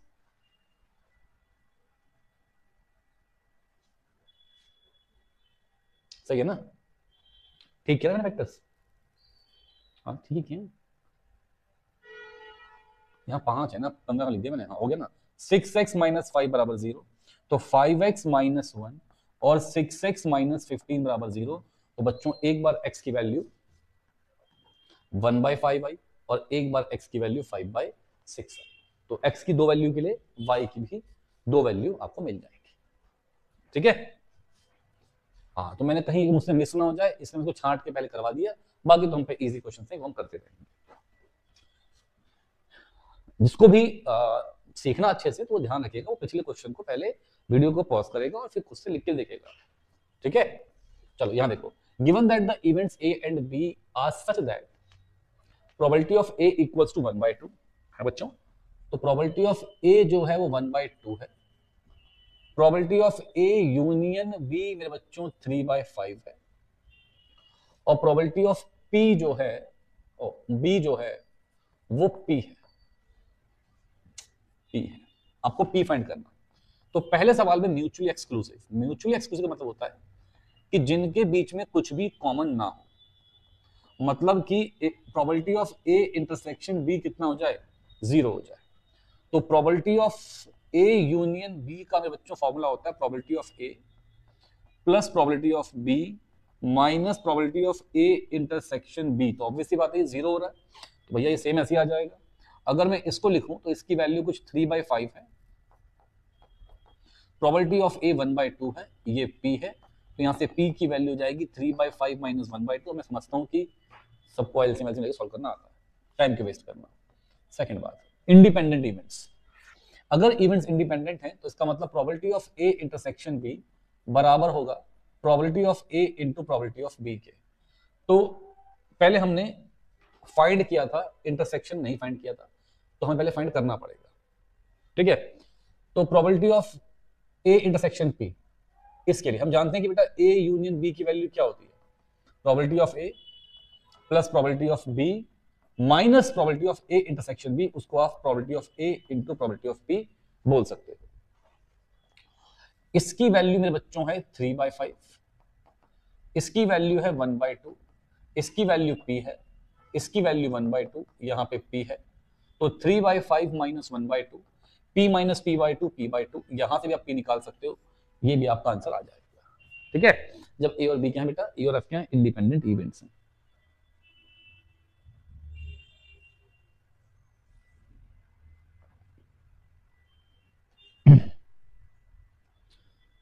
हाँ बहुत बहुत बहुत important question, very very very important. पढ़े सवाल को, पढ़े सवाल को, समझिए, पढ़ लिया होगा। Probability of solving specific problem independently by A and B are इतना इतना। If both try to solve the problem independently find problem that problem is solved, problem solve हो जाए, कोई भी सॉल्व कर ले, कोई भी सॉल्व कर ले, प्रॉब्लम सॉल्व हो जाए। आपको मैं ये सवाल बताता हूं दो टाइप से। देखिए, प्रॉब्लम सॉल्व हो जाए, फर्स्ट प्रॉब्लम इज सॉल्व, उसे ए कर ले या बी कर ले कोई फर्क नहीं पड़ता, दोनों ही कर ले कोई फर्क नहीं पड़ता, बस प्रॉब्लम सॉल्व होनी चाहिए। तो बच्चों इसका मतलब क्या होगा, पता इसका मतलब क्या होगा। अगर मैं इसको शो करना चाहूं वेन डायग्राम से, कोई बच्चे क्या पता कहीं पैसे देख लें, है ना। मैं समझा रहा हूं, सिखा रहा हूं कि सर ये हमने पढ़ा था तो ये अप्लाई कैसे, हम कैसे समझ पड़ेगा, लॉजिक ठीक होने चाहिए, आप किसी मेथड से आंसर निकाल सकते हैं। ये आप इवेंट ए मान लीजिए, ये आप इवेंट बी मान लीजिए, प्रॉब्लम सॉल्व हो जाए या प्रॉब्लम सॉल्व हो जाए तो मुझे इतना पता है कि चाहे ए कर ले, चाहे बी कर ले, चाहे दोनों कर ले, चाहे दोनों कर ले, चाहे ए चाहे बी, पूरा ही आएगा ना, प्रॉब्लम सॉल्व हो जाए पूरा ही आएगा। तो इसका मतलब हमें फाइंड करना है probability of A union B. क्या करना है, probability of A union B, which is probability of A, probability of sorry plus probability of B minus probability of A intersection B. अब ए और बी इंडिपेंडेंट थे events, तो in independent events को आप probability of A into probability of B बोल सकते हो। अब ए यूनियन बी क्या है? क्या है ए यूनियन बी? जो निकालना है प्रोबेबिलिटी ऑफ ए कितना है 1/2, ये कितना है 1/3, फिर माइनस 1/2 इंटू 1/3, तो 1/2 प्लस 1/3 माइनस 1/6। एलसीएम लिया तो 6 आया, यहाँ पे 5 आ गया, माइनस 1/6, 4/6, तो 2/3। ठीक है। अगर मैं इसी को देखता ऑल्टरनेटिव मेथड से, एक मेथड और, वो क्या कहता कि प्रॉब्लम इज सॉल्व्ड, इसकी प्रॉपर्टी निकाली कि प्रॉब्लम क्या हो जाए, सॉल्व हो जाए, प्रॉब्लम सॉल्व हो जाए, इसकी प्रॉपर्टी निकालिए। तो आप कहते हैं या तो ए सॉल्व कर ले, या तो ए सॉल्व कर ले, या बी सॉल्व कर ले, या फिर दोनों सॉल्व कर ले। तो या आप कह सकते हैं 1 में से माइनस कर दो, ना तो ए सॉल्व कर पाया ना ही बी सॉल्व कर पाया। अरे समझे, प्रॉब्लम सॉल्व हो जाए। तो एक केस था कि ना तो ए सॉल्व कर पाता ना ही बी सॉल्व कर पाता, तो अगर 1 में से माइनस कर दो तो क्या होगा, प्रॉब्लम सॉल्व हो गई, है ना। तो ए सॉल्व नहीं कर पाया, ए के सॉल्व करने के चांसेस थे 1/2, तो ना करने के क्या होंगे बेटा 1/2। बी के सॉल्व हो जाए चांस क्या बेटा 1/3, तो ना करने के बेटा 2/3। अरे पता ही है ना, probability of B complement is 1 minus probability of B, इससे कैंसिल हो गया, 1 माइनस 1/3 कितना हो गया 2/3। आप चाहे सॉल्व कर ले ऐसे, आप सॉल्व कर ले ऐसे, आंसर क्या आने वाला है इसका बिल्कुल सेम आने वाला है। ठीक है बेटा। अब मैं आता हूं सेकंड पार्ट पे। Exactly one of them solves the problem, exactly one of them solve the problem. चलो भाई, मैं पहले इसको करता हूं थोड़े कम बड़े मेथड से। Exactly one of them solve problem. तो आप बोलोगे कि सर ये कुछ ऐसा बन जाएगा कि अगर ए ने सॉल्व करा तो बी सॉल्व नहीं कर पाया,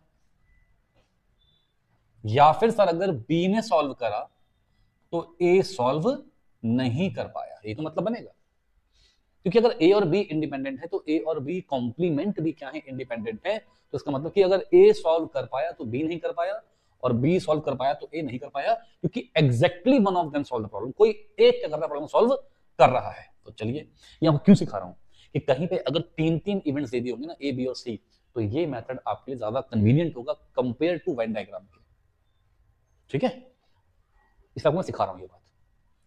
तो प्रोबेबिलिटी ऑफ ए बेटा क्या है, प्रोबेबिलिटी ऑफ ए बताइए 1/2, B complement 2/3, probability of B 1/3, A complement 1/2।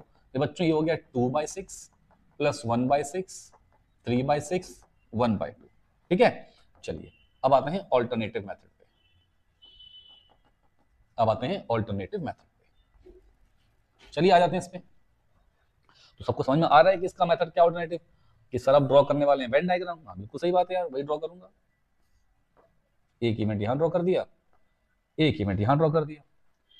अब मैं आपसे कह रहा हूं कि यार exactly one of them solve the problem, या तो ये गोला आएगा कि ए ने सॉल्व कर दिया, या फिर ये गोला आएगा कि बी ने सॉल्व कर दिया। ये रीजन नहीं आएगा बीच का, एग्जैक्टली वन ऑफ देम ना, कोई एक सॉल्व कर रहा है, या तो ए सॉल्व कर रहा है या फिर बी सॉल्व कर रहा है, या तो ए सॉल्व कर रहा है बी सॉल्व कर रहा है, ए के लिए बी के लिए।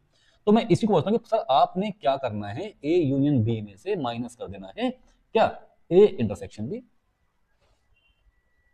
ये काम करना है आपने।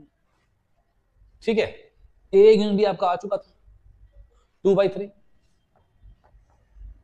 Minus minus A intersection B. A intersection B कितना होगा भाई 1/2 इंटू 1/3, तो ये 2/3 माइनस 1/6, इसका एलसीएम 6 आएगा। इसको आपको 2 से इंटू करना पड़ेगा, तो 4 माइनस 1 3/6, अब भी कितना आ गया 1/2। अब सॉल्व ऐसे कर लो, ऐसे कर लो। पर 3 वाले केसेस के अंदर में ये इजी बैठता है, इसका मैंने मेथड सिखा दिया था। सर कैसा 3 वाला क्वेश्चन, कैसे 3 वाला क्वेश्चन, अभी देखते हैं भाई। ये 3 वाला क्वेश्चन, ठीक है। एक बार सब बच्चे इसको पढ़ो, पढ़ो सब बच्चे।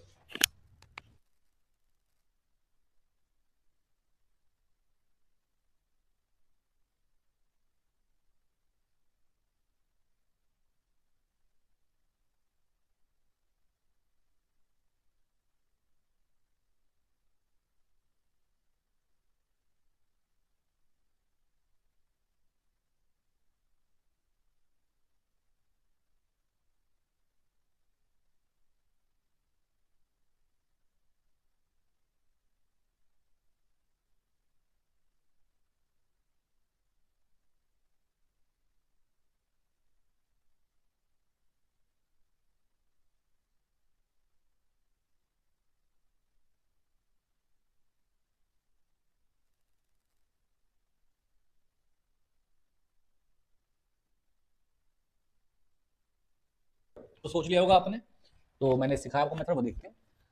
Company has estimated that probability of success for 3 products introduce market are इतना रेस्पेक्टिवली, एज्यूमिंग इंडिपेंडेंट इवेंट्स हैं ये, all 3 products are successful.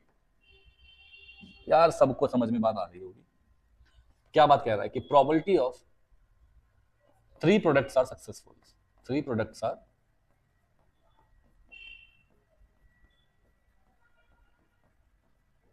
Successful. तो प्रोबेबिलिटी ऑफ ए भी सक्सेसफुल रहा, बी भी सक्सेसफुल रहा, और सी भी क्या रहा, सक्सेसफुल रहा। तो 1/3, 2/5, 2/3, तो 4/45। ये आ गया। None of the product is successful, कि कोई भी सक्सेसफुल नहीं रहा, ये लिखते हैं।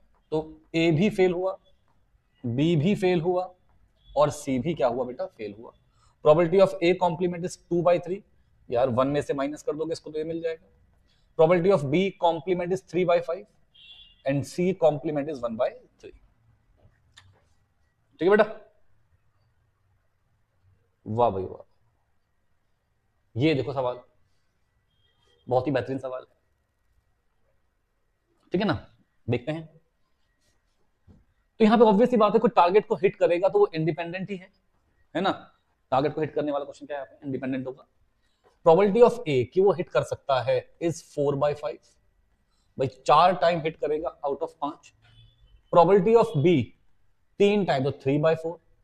Probability of C is 2/3। तो चलिए, प्रोबेबिलिटी कि ए बी सी ऑल में हिट, तो बेटा क्या, ए ने भी हिट करा, बी ने भी हिट कर दिया, और सी ने भी हिट कर दिया। ये आ गई पहली प्रोबेबिलिटी। सेकंड, बी सी में hit and may not, and A में नॉट, कि बी और सी तो हिट कर दें पर ए हिट ना कर पाए। तो बेटा ये कैसे होगा, बताएंगे। देखो क्या पता ए हिट पहली बारी में ना कर पाए, क्या पता ए हिट दूसरी बारी में ना कर पाए, तो यहां आपको इसके इवेंट्स केस बनाने पड़ेंगे। सब बच्चे इसका आंसर निकालिए, चलिए।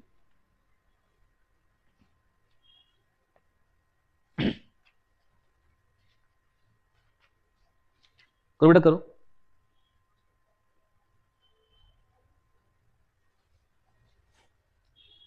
बी सी में हिट, अच्छा केस यहां बनेंगे, केस यहां बनेंगे। यहां तो क्या देखो, बी और सी में हिट एंड ए में नॉट, तो बी और सी हिट कर पाएंगे, तो 3/4 इंटू 4/5, पर ए हिट नहीं कर सकता, ए हिट नहीं कर सकता, तो उस केस में 1/5 आ जाएगा। भाई प्रोबेबिलिटी ऑफ ए कितना है, 4/5, तो ए कॉम्प्लीमेंट कितना होगा, 1/5। क्या होगा बी कॉम्प्लीमेंट, 1/4। क्या होगा सी कॉम्प्लीमेंट, 1/3। थर्ड पार्ट में क्या होगा, एनी टू ऑफ इट, बेटा क्या पता ए हिट करे, बी हिट करे, और सी हिट ना कर पाए। बेटा क्या पता ए हिट करे, बी हिट ना कर पाए, और सी हिट करे। बेटा क्या पता ए हिट ना कर पाए, बी हिट करे, और सी हिट करे। अरे समझे, वैल्यू पुट कर देंगे, इसके आंसर निकाल देंगे। Fourth, none of them will hit, तो 1 में से माइनस कर दो कि तीनों ने हिट करा, या कह सकते हो कि ना तो ए हिट कर पाया, ना बी हिट कर पाया, और ना ही सी हिट कर पाया। तो ये हमारा टॉपिक पूरा हुआ इंडिपेंडेंट इवेंट्स का। अब टॉपिक स्टार्ट करेंगे total theorem and Bayes theorem. ठीक है बेटा?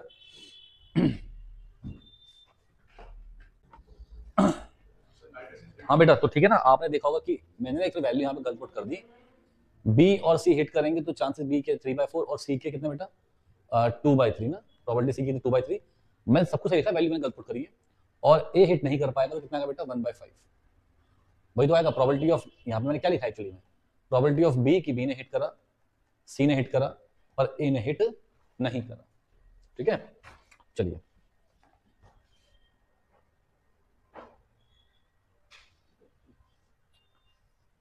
अब देखते हैं हम लोग Bayes theorem and total theorem पे सवाल लगाएंगे उसके। चलिए अब पहले बात करते हैं बेटा, मान लीजिए ये एक इवेंट है, ये एक सैंपल स्पेस है,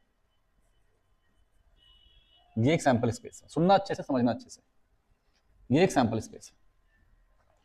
मैंने कहा कि इस सैंपल स्पेस के अंदर मान लीजिए ये सैंपल स्पेस है कि लोग ट्रैवल कर रहे हैं गाड़ी से, बस से, मतलब लोग ट्रैवल कर रहे हैं, सैंपल स्पेस उसका हो गया। यहाँ ये जो इवेंट है, ये इवेंट मैंने बनाया मैंने इवेंट किसके बेटा, एक्सीडेंट के लिए। किसके लिए? अब मैंने इस इवेंट को 3 भाग में डिवाइड कर दिया। एक भाग E1 है, एक भाग E2 है, एक भाग E3 है।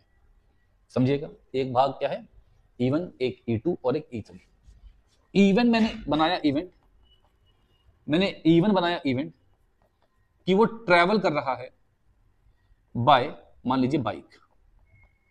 मैंने E2 बनाया इवेंट कि वो ट्रैवल कर रहा है बाय बस। और मैंने बनाया E3 बनाया मैंने इवेंट, और जो E3 मैंने इवेंट बनाया वो मैंने कहा कि वो ट्रैवल कर रहा है बाय कार। तो ये मेरे पास एक इवेंट बाइक का हो गया, ये मेरे पास एक इवेंट बस का हो गया, और ये मेरे पास एक इवेंट किसका हो गया, कार का हो गया। ये मेरे पास 3 क्या हो गया, इवेंट हो गए। बढ़िया बात है, कोई दिक्कत नहीं, कोई परेशानी नहीं। चलिए अब किसी ने कहा कि भाई इस बात का मतलब क्या हो रहा है, कि इस बात का मतलब क्या है? इस बात का मतलब है कि उस इंसान का एक्सीडेंट हुआ, गिवन ये है कि वो बाइक से ट्रैवल कर रहा था। गिवन क्या है, वो बाइक से ट्रैवल कर रहा था। तो सर ये तो कुछ सुनने में लग रहा है जैसा आपने पहले बताया था कंडीशनल प्रॉपर्टी लग रहा है सुनने में, कि भाई चांसेस ए के निकालने थे, गिवन आपको इवन है। हाँ बिल्कुल सही है, यहां भी क्या है, कंडीशनल ही है, पर यहां पे जो इवेंट ए है वो मल्टीपल इवेंट्स में डिवाइड है। समझ पा रहे हो? यहां जो इवेंट ए है वो मल्टीपल इवेंट्स में डिवाइड है। तो हम बोलेंगे कि यहां पे सेंस बनता है इस बात का कि यार प्रोबेबिलिटी ऑफ, हमको निकालना है ए इंटरसेक्शन इवन। क्या निकालना है? Probability of A intersection even निकालना है ना? कोई दिक्कत नहीं, सब तो ये वाला पार्ट होगा। अब बिल्कुल सही पार्ट है, यही पार्ट है, कोई दिक्कत नहीं। तो इसको हम क्या कुछ ऐसा कह सकते हैं कि यार हमने ना अभी तो पढ़ा हुआ है कि probability of A by E one क्या होता है, probability of A intersection even divided by probability of E one होता है। हाँ भैया बिल्कुल सही बात है, बिल्कुल सही बात है। तो इसको हम लिखेंगे probability of A by E one into probability of E one, है ना? पर बात ये है कि ये जो probability of A by E one है, ये बेटा, ये बच्चे कौन सा इवेंट है? इसके लिए सैंपल स्पेस क्या है? ये क्या इसके लिए? Sample space. आप देखो, आप ऐसे कह सकते हो, मैं बता दूं आपको अगर क्या कर रहा हूं मैं। आप कुछ ऐसा भी इसको कह सकते हो समझने के लिए कि अगर मैं कहूं कि प्रोबेबिलिटी ऑफ इवन बाय ए की आप बात करो, तो सर ये आपके पास बन रहा है probability of A intersection even divided by probability of A. ये तो बन रहा है। गिवन क्या है कि एक्सीडेंट हुआ है, बताओ कि बाइक से हुआ है। गिवन क्या है कि एक्सीडेंट हुआ है, बताओ किससे हुआ है, बाइक से हुआ है। Probability of A by even divide by probability of A. Probability of A क्या होगा बताओ? प्रोबेबिलिटी ऑफ ए पूरा क्या है? प्रोबेबिलिटी ऑफ ए पूरा क्या है? A intersection E1 plus A intersection E2 plus A intersection E3। समझे? पूरा प्रोबेबिलिटी ऑफ ए क्या है, इस पोर्शन को इसको जोड़ दो। हम बात करनी, किसकी बात करनी थी? इसकी बात करनी थी। और वो हम पे क्या आया था, अभी देखा था अपन ने, वो हम पे आया था probability of A by E1 into कितना बेटा, प्रोबेबिलिटी ऑफ E1 कंडीशनल से। किससे? कंडीशनल से। तो यहां पे हम बोलते हैं फिर ये क्या बना, ये probability of A by E1 into probability of E1 divided by probability of A by E1 probability of E1 probability of A by E2 into probability of E2 plus probability of A by E3 into probability of E3। इसी को बेटा, इसी को हम लोग बोल देते हैं क्या, बेस थ्योरम। क्या बोलते हैं बेटा? Bayes theorem. कंडीशनल के अंदर में एक इवेंट मल्टीपल में डिवाइड नहीं था, यहां पे वो एक इवेंट हमने मल्टीपल में डिवाइड कर दिया है। बात बिल्कुल अब भी वही है, बात तो अब भी बिल्कुल वही है, पर यहां पे ये एक इवेंट मल्टीपल इवेंट्स में क्या हो चुका है, डिवाइड हो चुका है। और ये जो डिनोमिनेटर में लिखा है आपने सिंपल, ये पूरा फाइंड करेंगे तो हम बोलते हैं टोटल थ्योरम। क्या बोलते हैं? Total theorem. जब हमने एक पूरा निकाला तो क्या है, टोटल, और जब उसका एक पार्ट निकाला तो क्या बोला बेटा, बेस थ्योरम। ठीक है सर, कहानी आधी पल्ले पड़ी आधी पल्ले नहीं पड़ी, तो भैया ये पूरी पल्ले पड़ेगी कब, जब मैं सवालों में इसको अप्लाई करूंगा। जब मैं सवालों में इसको अप्लाई करूंगा तो कहानी पूरी ही पल्ले पड़ जाएगी। चलिए यहां देखिए, अब पढ़ेंगे सवाल। 3 आइडेंटिकल बॉक्स हैं। मैं पहले इसका डायग्राम बनाता हूं आपके लिए, सिर्फ एक क्वेश्चन का डायग्राम बनाऊंगा। अरे छोड़ो यार, सवाल करना है, पेपर पास में आ रहा है, छोड़ो अभी छोड़ो। तो हम देखते हैं यहां पे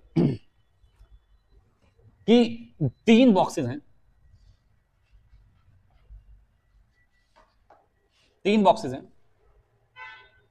तो हमने E1 E2 E3 3 बनाए इवेंट, बॉक्स 1 के लिए, बॉक्स 2 के लिए और बॉक्स 3 के लिए। अपन ने बनाए 3 event, box 1 box 2 and box 3 के, ईच कंटेनिंग 2 कॉइन्स। बॉक्स 1 में दोनों क्या है, गोल्ड कॉइन्स हैं। बॉक्स 2 में दोनों सिल्वर कॉइन्स हैं। और बॉक्स 3 में एक गोल्ड और एक silver coin. A person chooses a box at random and takes out a coin. अब कोई भी एक बॉक्स चूज हुआ, सबसे पहले कोई एक बॉक्स चूज होगा इनमें से, तो प्रोबेबिलिटी ऑफ E1 भी 1/3, प्रोबेबिलिटी ऑफ 3 बॉक्स हैं, इन 3 बॉक्स में से कोई एक बॉक्स चूज करना है आपको, तो प्रोबेबिलिटी क्या होगी बॉक्स 2 की भी 1/3, प्रोबेबिलिटी क्या होगी बॉक्स 3 की बेटा 1/3। अब a person chooses a box at random and takes out a coin. अब एक कॉइन निकाला, if the coin is of gold, बेटा हमको इवेंट ए क्या दिया हुआ है कि कॉइन किसका है, coin is of gold. What is the probability that other coin in the box is also gold. मतलब कि समझो बात को, कि वो आपसे ये पूछ रहा है कि बॉक्स में अगला कॉइन भी गोल्ड हो, तो इसका मतलब बॉक्स 1 से निकाला गया हो, इसकी प्रोबेबिलिटी पूछ रहा है। प्रोबेबिलिटी क्या पूछ रहा है, क्या बता रहा है आपको, क्या कह रहा है, a person chooses a box and random takes out a coin if the coin is of gold. Given क्या है, कॉइन क्या है, गोल्ड। गिवन क्या है, कॉइन क्या है, गोल्ड। बताओ वो किससे आया हो, बॉक्स 1 से।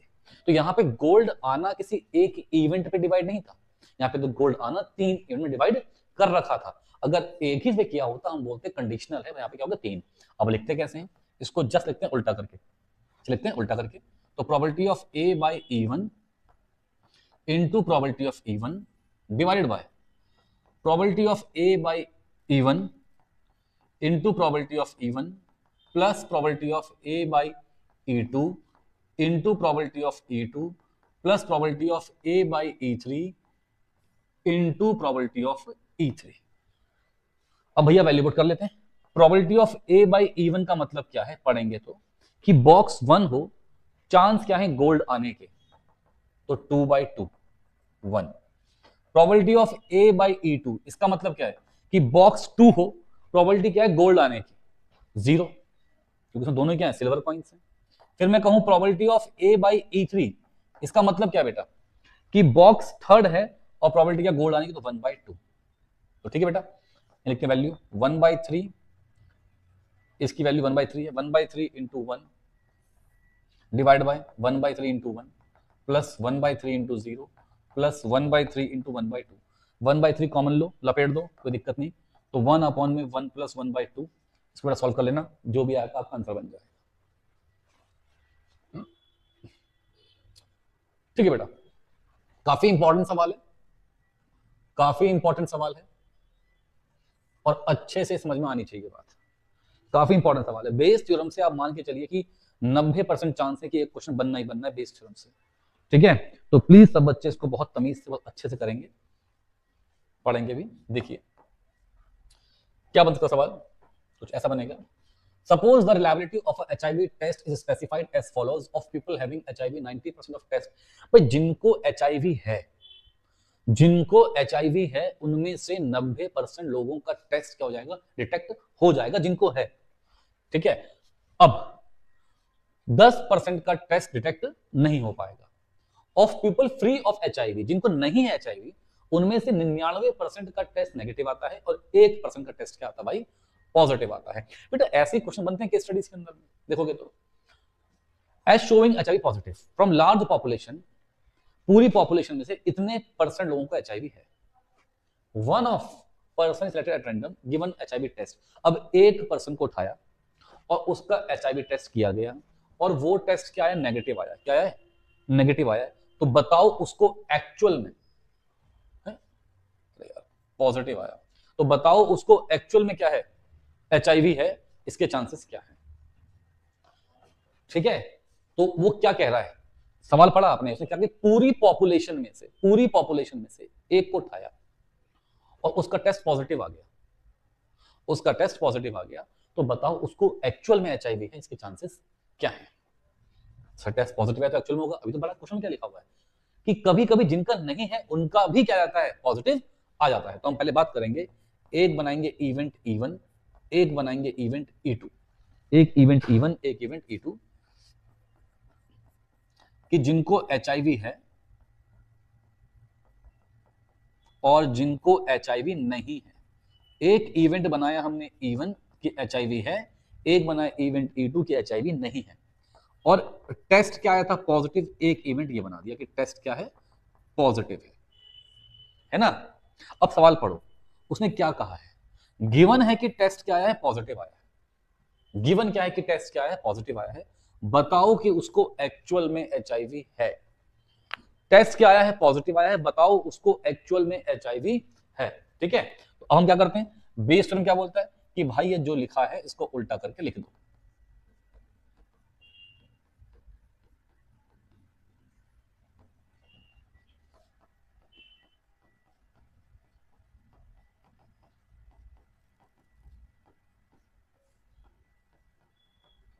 ठीक है, चलिए अब probability of A by E1, इसका मतलब क्या हुआ, आप ढंग से पढ़िए, इसका मतलब क्या हुआ कि इंसान को HIV है और टेस्ट क्या आ जाए, पॉजिटिव आ जाए। टेस्ट क्या आ जाए, पॉजिटिव आ जाए। तो क्या लिखा हुआ देखो, 90% लोग जिनको HIV है उनका टेस्ट क्या आता है, पॉजिटिव आता है। तो इसका मतलब क्या हो गया, ये 90% मतलब कि 0.9।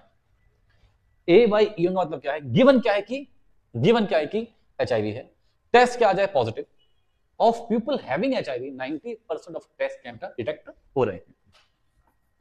Probability of A by E2, जिनको HIV नहीं है उनका भी टेस्ट क्या आ जाए, पॉजिटिव आ जाए। लिखा हुआ है ना, 1% शोइंग HIV पॉजिटिव, उनको क्या था, नेगेटिव था। तो 1% मतलब कि 0.01। अब प्रोबेबिलिटी ऑफ E1, उसने कहा कि पूरी पॉपुलेशन में से 0.1% लोगों को HIV है, तो 0.001। तो कितनों को HIV नहीं होगा, 1 माइनस 0.001 मतलब कि 0.999। ठीक है बेटा, समझे, इन वैल्यूज को पुट करेंगे, आंसर निकाल लेंगे। ठीक है भाई, सवाल पढ़िए। हाँ नहीं, ये तो बेटा कुछ सवाल वेन डायग्राम का क्वेश्चन है, ये तो अभी बाद में देखेंगे। हाँ इसको पढ़िए, ये सवाल पढ़िए। An urn contain 5 red and 5 black balls। ठीक है भाई, देखते हैं सॉल्यूशन। अर्न कोई बर्तन है, उसमें 5 तो रेड बॉल्स हैं और उस अर्न के अंदर में 5 क्या बेटा ब्लैक बॉल्स हैं, 5 रेड बॉल्स हैं और 5 ब्लैक बॉल हैं। A ball is drawn at random, its colour is noted and return to urn. ठीक है भाई, तो हो सकता है मेरे बच्चों की इवन में इवेंट मानता हूं कि red ball is drawn in first attempt, कि पहले अटेम्प्ट में रेड बॉल आ गई हो, है ना। E2 क्या है, हम मानते हैं कि black ball is drawn in first attempt. अब क्या होगा, अगर इवेंट इवन हुआ, उसमें कहा कि हमने इस अर्न से एक बॉल निकाली, कलर देखा और 2 उस रंग की बॉल और डाल दी, है ना। तो इसका मतलब कि अगर इवन हुआ होगा, अगर इवन हुआ होगा तो लाल बॉल आई होंगी और 2 लाल बॉल एक्स्ट्रा और डाल दी, तो इवन होने के बाद 7 तो रेड होंगी और 5 क्या होंगी ब्लैक। अगर E2 हुआ होगा, अगर E2 हुआ होगा तो फिर क्या होगा बेटा, 7 ब्लैक और 5 क्या बेटा रेड। ठीक है, तो पर प्रोबेबिलिटी E1 और E2 की क्या है भाई, 5 रेड है 5 ब्लैक है, तो इसकी भी 5/10 1/2 और इसकी भी 5/10 कितना बेटा 1/2, तो दोनों के चांस क्या है 1/2 1/2 है होने के। अब कहता है what is the probability that second ball is red. अब उसके बाद ये बॉल डाली और नई बॉल निकाली। अब ना आप सवाल को पढ़ो, उसने कहीं ये नहीं कहा हुआ कि सेकंड बॉल आ गई अगर इवेंट इवन हुआ हो या इवेंट E2 हुआ हो। उसने बस इतना बोला है कि सेकंड अटेम्प्ट में जो बॉल आई वो क्या हो, रेड हो, बस इतना बोला हुआ है। उसने कोई पार्ट नहीं पूछा, उसने पूरा पूछा है। तो इसमें हम क्या बोलते हैं, टोटल थ्योरम। क्या बोलते हैं, टोटल थ्योरम। तो प्रोबेबिलिटी ऑफ ए पूछा है, एक इवेंट ए मान लो कि red ball is drawn in second attempt, और उसने कहीं ये नहीं कहा कि गिवन है, गिवन ये है गिवन वो है, साफ साफ कह दिया है कि सेकंड बॉल आ जाए अटेम्प्ट सेकंड में। तो इसका मतलब क्या है, टोटल थ्योरम। क्या टोटल थ्योरम, तो बनेगा probability of A by E1 into probability of E1 plus probability of A by E2 into probability of E2। तो प्रोबेबिलिटी ऑफ ए, अब क्या मतलब है बेटा probability of A by E1 का, कि अगर इवन हुआ हो तो चांस क्या है रेड बॉल आने के। अगर इवन हुआ हो तो चांस क्या है रेड बॉल आने के, 7/12। क्या है 7/12। Probability of A by E2, कि अगर इवेंट E2 हुआ हो तो चांस क्या है रेड बॉल आने के, वो कितना बेटा 5/12। तो बस ए by E1 7/12, probability of E1 कितना बेटा E1 1/2, फिर probability of A by E2 5/12, probability of E2 1/2, तो 7/24 प्लस 5/24 इज 12/24, मतलब कि 1/2। ठीक है, कैलकुलेशन देख लेना, लॉजिक में कहीं कोई मिस्टेक बिल्कुल भी नहीं होगी। ठीक है बच्चों, सवाल देखिए। अब देखिए यहां पे क्या कहा है सर, कैसे, अब आपको मालूम पड़ेगा कि यहाँ लगनी बेस थ्योरम, टोटल लगनी मालूम पड़ जाएगा। देखिए हमको मालूम पड़ जाएगा, एक बैग में 4 रेड 4 ब्लैक है। मैं मान लेता हूं E1 है बैग 1 भाई, जिसमें 4 तो रेड बॉल्स हैं और 4 ही इसमें ब्लैक बॉल्स हैं। एक इवेंट E2 है बैग 2 के लिए, या फिर कह सकते हो कि बैग 1 इज सेलेक्टेड और यहां पे बैग 2 इज सेलेक्टेड। ठीक है ना। अब अगर बैग 1 सेलेक्ट है, अब अगर बैग 1 सेलेक्ट हो रहा है तो बेटा प्रोबेबिलिटी क्या है बैग 1 के सेट होने की 1/2। 2 बैग रखे हुए हैं, उनमें से कोई एक सेट होना है, तो 1/2। और प्रोबेबिलिटी ऑफ E2 भी कितना है बेटा 1/2। आसान सी बात है क्या, बिल्कुल मुश्किल बात नहीं है। अब वो कह रहा है कि इनमें से कोई एक बैग सेलेक्ट हुआ और एक बॉल निकाली, और वो बॉल क्या है रेड। तो इवेंट ए क्या है, drawn ball is red in colour, drawn ball is red in colour, है ना। Find the probability that the ball is drawn from first bag. यार वाह, देखो drawn ball is red in colour ये बोला गया है, वो कह रहा है आपसे कि आप ये, तो क्या कहा गया, it is found to be red. Given मुझे क्या है कि रेड बॉल ड्रॉ हुई, ये मुझे गिवन है।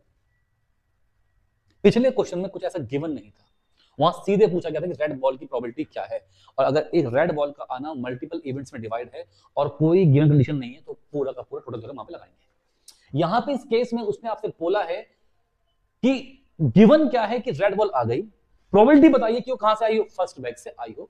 तो आपको यहां पे अब ऑब्वियस सी बात है बेस थ्योरम लगानी पड़ेगी, और वो क्या बन जाएगा, probability of A by E one into probability of E one divided by probability of A by E one into probability of E one plus probability of A by E two into probability of E two. अब देखिए बेटा, probability of A by E one का मतलब क्या हुआ कि bag one से chance क्या है रेड बॉल आने के, 4 रेड है 4 ब्लैक है, तो 4/8। ठीक है, मैं से काट नहीं रहा क्योंकि यहां भी 2/8 आएगा, तो वो 8 कॉमनली कैंसिल हो जाएगा। बताता हूं क्यों। अगर मैं कहूं probability of A by E two कि बैग 2 से रेड बॉल आ जाए, क्या बेटा 2/8, यहाँ रखो वैल्यू 4/8 इंटू 1/2, यहाँ पे 4/8 इंटू 1/2 और फिर 2/8 इंटू 1/2। 1/2 ऊपर भी 1/2 नीचे भी कैंसिल करा, उड़ा दिया। 8 यहाँ पर भी है, 8 यहाँ पर भी, 8 यहाँ उड़ा दिया, क्या बचा ऊपर 4 और नीचे 4 + 2, तो 4/6 2/3। अगर मुझे काटता फिर मैं उसका एलसीएम लेता और टाइम वेस्ट करता।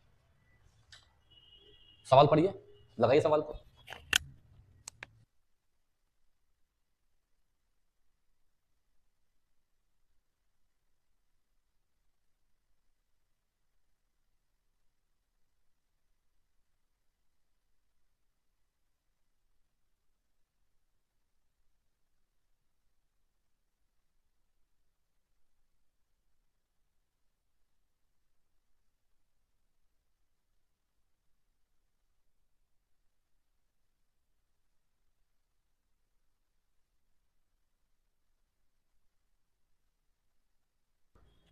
हाँ भाई, देखिए, of the students in a college it is known that 60% reside in hostel.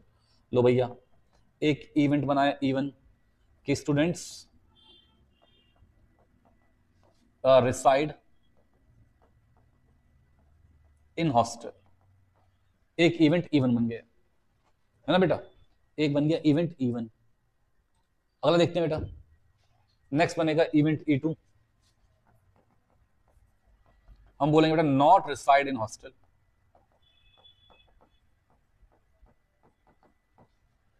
सही है, दो बने event.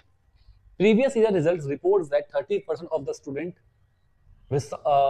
students who reside in hostel attain grade A grade and 20% of day scholars attain A grade in their annual exam। Day scholar मतलब जो hostel में नहीं रहते, आ रहे हैं और जा रहे हैं। ठीक है, चलिए, तो यहाँ पे एक इवेंट हमने ए माना किसके बेटा, ग्रेड ए के लिए। सवाल में क्या कह रहा है वो, ध्यान दो। One student is chosen at random, एक पकड़ा स्टूडेंट और उसका क्या आया, ग्रेड ए आया है। क्या आया, ग्रेड ए आया है। गिवन क्या है कि ग्रेड ए आया है। What is the probability that student is a hosteller, मतलब कि हॉस्टल में रहता है। इवेंट इवन, आसान है, कोई दिक्कत नहीं। तो क्या आ गया, probability of A by E one into probability of E one divided by probability of A by E two, sorry E one, probability of E one plus probability of A by E two into probability of E two. बच्चों लिख के देता हूं values को, solve में खुद से कर सकते हो। प्रोबेबिलिटी ऑफ E1 क्या है बेटा, 60%। प्रोबेबिलिटी ऑफ E2 क्या है बेटा, 40%। फिर यहां बोलता है बेटा probability of A by even, इसका मतलब कि हॉस्टल में रहता है और ग्रेड ए लेके आया है। कितने बेटा, 30%। Probability of A by E2 मतलब कि हॉस्टल में नहीं रहता और ग्रेड ए लेके आए हैं। कितने बेटा, 20%। ये वैल्यू पुट करके आप आंसर इसका निकाल सकते हैं। ठीक है, in answering a question MCQ test student either knows the answer और गैस, तो या तो उसको आंसर पता होगा वो गैस करेगा। इवेंट बनाएंगे E one, he knows the answer. Event बनाएंगे E2, he guesses the answer।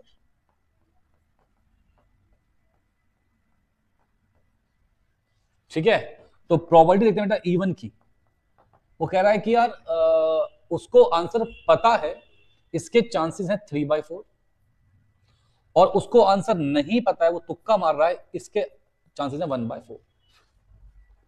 ठीक है भैया, अब सवाल पढ़ेंगे। What is the probability that the student knows the answer given that it answer correctly। given क्या है? given क्या है? he answered it correctly। Find क्या करना है? उसने कहा है कि भैया उसने गिवन है कि आंसर करेक्ट दिया है, प्रोबेबिलिटी बताइए कि उसको आंसर पता था। हम क्या करेंगे भैया, लिख देंगे उल्टा करके। बेस टर्म ये कहती है भाई,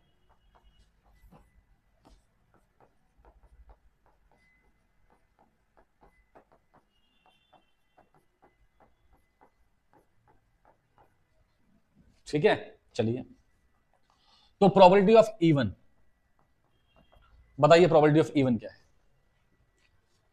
3/4 दे रखा था भाई, तो मुझे कोई दिक्कत ही नहीं थी।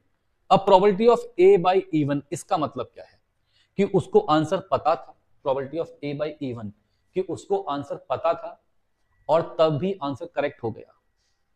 यार ये तो श्योर इवेंट होगा ना, आंसर पता है तो सही तो होगा, तो क्या हो गया? श्योर इवेंट हो गया।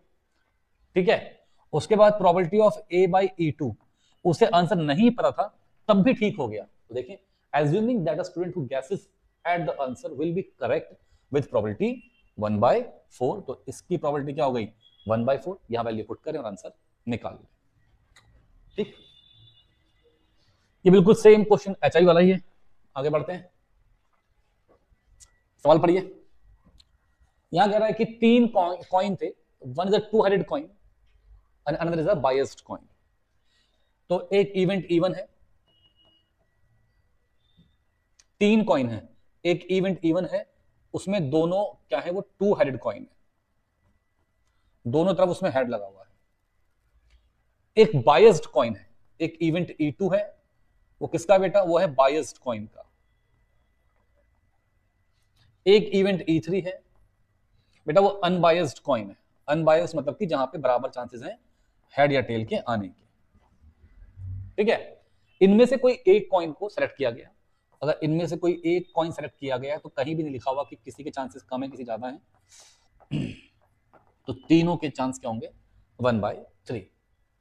अब वो कह रहा है कि एक कॉइन को, इनमें से कोई एक कॉइन को चूज किया, उसको टॉस किया और क्या आया? हेड आया। क्या आया? हेड आया। प्रोबेबिलिटी बताओ कि वो क्या है? एक 2-headed कॉइन है, मतलब कि गिवन क्या है? तो हम लिख देते हैं ए इवेंट, लिखते हैं हेड अपीयर्स। वो क्या पूछ रहा है? प्रोबेबिलिटी ऑफ कि भैया हेड आया। क्या है? कि हेड आया। प्रोबेबिलिटी बताओ कि वो एक 2-headed कॉइन है। ठीक है, तो क्या होगा बेटा? Probability of A by E one into probability of E one divided bye probability of A by even into probability of even plus probability of A by E2 into probability of E2 plus probability of A by E3 into probability of E3। अब जरा value put कर लेते हैं बेटा। probability of A by even क्या होगा? probability of A by even क्या होगा? इसका मतलब क्या है कि हेड आया है, सॉरी कॉइन 1 है, चांस क्या हेड आने के? 1 होगा, क्योंकि दोनों तरफ हेड है। 2/2 कितना हो गया? 1 हो गया। Probability of A by E2, इसका मतलब क्या है कि बायस्ड कॉइन है और 75% चांस है कि वो हेड शो करेगा, तो 75% चांस है कि हेड शो करेगा, तो इसका मतलब 3/4। Probability of A by E3, unbiased coin है, तो क्या होगा बेटा? 1/2। इनकी वैल्यू पुट करें, सॉल्व करें, आंसर निकाल लें। आ गया। पढ़ो भाई, सिंपल सवाल है, कोई बड़े बड़े काम नहीं है ना। सब कुछ करा रहा हूं कि आप एक बार सब पढ़ लोगे तो आपको पूरी दिक्कत खत्म हो जाएगी, सब समझ आ जाएगा। ठीक, एक इंश्योरेंस कंपनी ने इंश्योर्ड किया है 2000 क्रूजर ड्राइवर्स को, कार ड्राइवर को, ट्रक ड्राइवर को। तो चलो हम मान लेते हैं कि एक मैंने बनाया इवेंट E1 किसके लिए, स्कूटर ड्राइवर के लिए, एक मैंने बनाया इवेंट E2 किसके लिए, कार ड्राइवर्स के लिए, एक बनाया मैंने इवेंट E3 किसके लिए, ट्रक ड्राइवर्स के लिए। प्रोबेबिलिटी ऑफ एक्सीडेंट्स आर इतना इतना रिस्पेक्टिवली इनके लिए। तो इसका मतलब एक इवेंट ए मेरे पास किसके लिए आगे बेटा, एक्सीडेंट के लिए। जरा पढ़ लेते हैं पहले सवाल को। कह रहा है कि one of the insured person met with accident, एक एक्सीडेंट हो गया, तो भैया गिवन क्या है कि एक्सीडेंट हुआ है, गिवन क्या है कि एक्सीडेंट हुआ है। What is the probability that he is a scooter driver, probability क्या है कि स्कूटर ड्राइवर हो। तो किसकी बात चल रही है भैया, E1 की बात चल रही है। अब बेस थ्योरम कहता है कि लिख दो से उल्टा करके कि probability of A by E1 into probability of E1 divided by, अरे भैया लग जा नहीं ना बेटा, आज नहीं हो पाएगा, ठीक है ना। तो probability of A by E1 into probability of E1 plus probability of A by E2 into probability of E2 plus probability of A by E3 into probability of कितना बेटा, E3। क्लियर है, समझे, बस वैल्यू पुट करनी है। तो probability of E1 क्या है, देखिए 2000 ड्राइवर स्कूटर ड्राइवर है, 2000 आउट ऑफ 2 4 6 और 6 12 है ना। तो 2 बाई 2000 बाई 12000, मैं यार इन्हें काट नहीं रहा 12 को, ताकि ऊपर 6 कॉमन लेके कैंसिल हो जाए, 12 कॉमन लेके कैंसिल हो जाएगा। प्रोबेबिलिटी ऑफ E2 कितना है बेटा, 4 बाई 12। प्रोबेबिलिटी ऑफ E3 कितना है बेटा, 6 बाई 12। इन्हें नहीं काट रहा क्योंकि ये सब 12 12 12 यहां पर वो कॉमनली कैंसिल हो जाना है। कोई समस्या, कोई परेशानी। अब वैल्यू निकालनी है इसकी। तो probability of A by E1, इसका मतलब क्या है कि भैया ड्राइवर था कौन सा, स्कूटर का, और एक्सीडेंट हुआ तो चांस कितना बेटा, 0.01। फिर probability of A by E2 कितना बेटा, 0.03। Probability of A by E3 कितना बेटा, 0.15। इनकी वैल्यू पुट करें और आंसर निकालें। सवाल ट्राई करें बेटा सब बच्चे एक बार।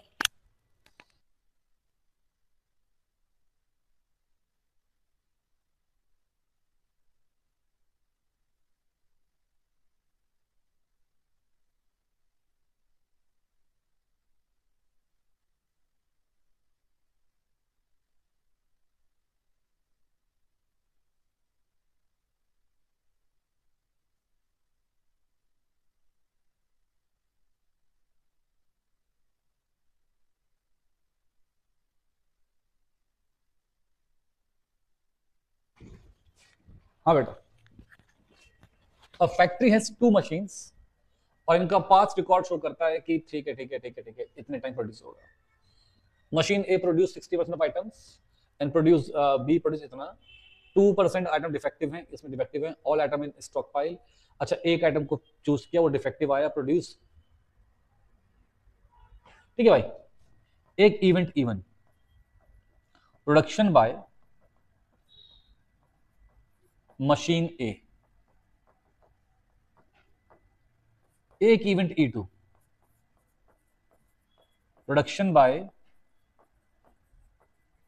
Machine B. तो अगर मैं कह दूं कि चांसेस क्या है कि मशीन ए को चूज किया जाए, वो है 60%।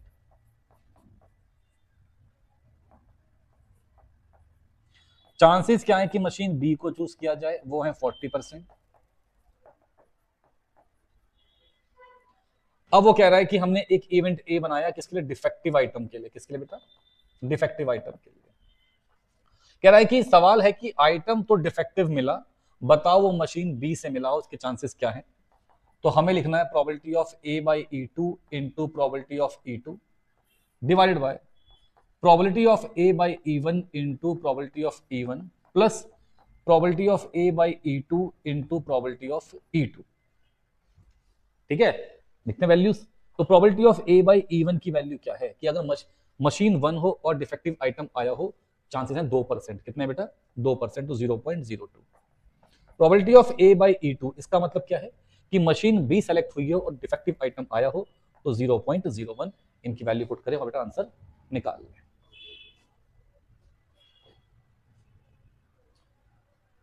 है ना। देखते हैं, दो ग्रुप कंपीट कर रहे हैं for the position on the board of director for a corporation, the probability that the first and the second group will win are इतना एंड इतना। Further if the first group wins the probability of introducing new product. ठीक है भैया, यार simple है भाई, बिल्कुल simple सवाल है, सेम सवाल है। मैं लिख देता हूं कि इवेंट आपने E1 माना कि ग्रुप 1 जीता, इवेंट आपने E2 माना कि ग्रुप 2 जीता, एक इवेंट आपने ए माना इंट्रोड्यूसिंग न्यू प्रोडक्ट कर देगा इंट्रोड्यूस, है ना। और प्रोबेबिलिटी E1 की है आपके पास 0.6, प्रोबेबिलिटी E2 की है आपके पास 0.4। तो वो पूछ ये रहा है कि आपसे कि प्रोडक्ट एक नया इंट्रोड्यूस हुआ है, वो ग्रुप 2 ने किया हो, इसके चांस क्या है। तो आप सब जानते ही हैं, लिखेंगे A by E2 into probability of E2 divided by A by E1 into probability of E1 plus A by E2 into probability of E2, है ना बेटा। अब A by E1 देखो, वैल्यू देखो, probability of A by E1 क्या बना बेटा, probability of A by E1 क्या बना बेटा, A by E1 बताइए कि ग्रुप 1 जीता और नया प्रोडक्ट आ जाए, वो है 0.7। फिर probability of A by E2 मतलब क्या बेटा, ग्रुप 2 जीता और नया प्रोडक्ट आ जाए, 0.3। खत्म, आंसर आ गया बेटा।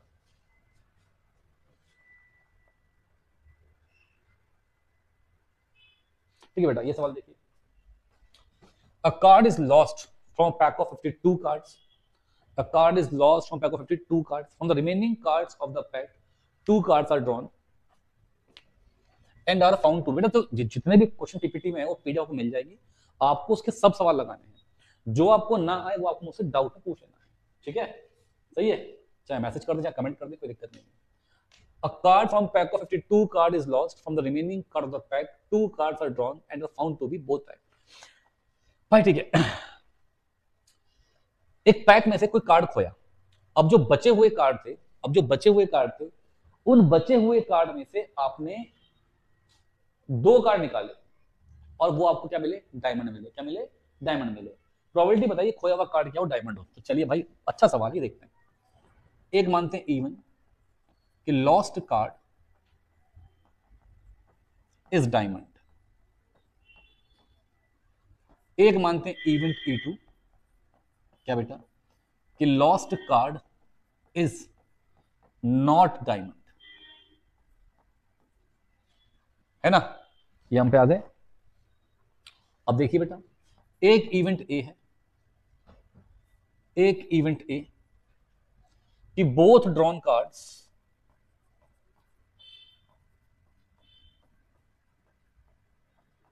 Are of diamond. ठीक है, तो चलिए बेटा, प्रोबेबिलिटी ऑफ E1 खोया हुआ कार्ड डायमंड हो, हमको पता ही कितने होते हैं, 13 कार्ड डायमंड के होते हैं आउट ऑफ 52, तो 13/52 मतलब कि 1/4। प्रोबेबिलिटी ऑफ E2 बचे हुए 39 कार्ड किसके हैं, डायमंड के नहीं है, तो 3/4। ठीक है, समझे। Find the probability the lost card being a diamond. ठीक है भाई, probability of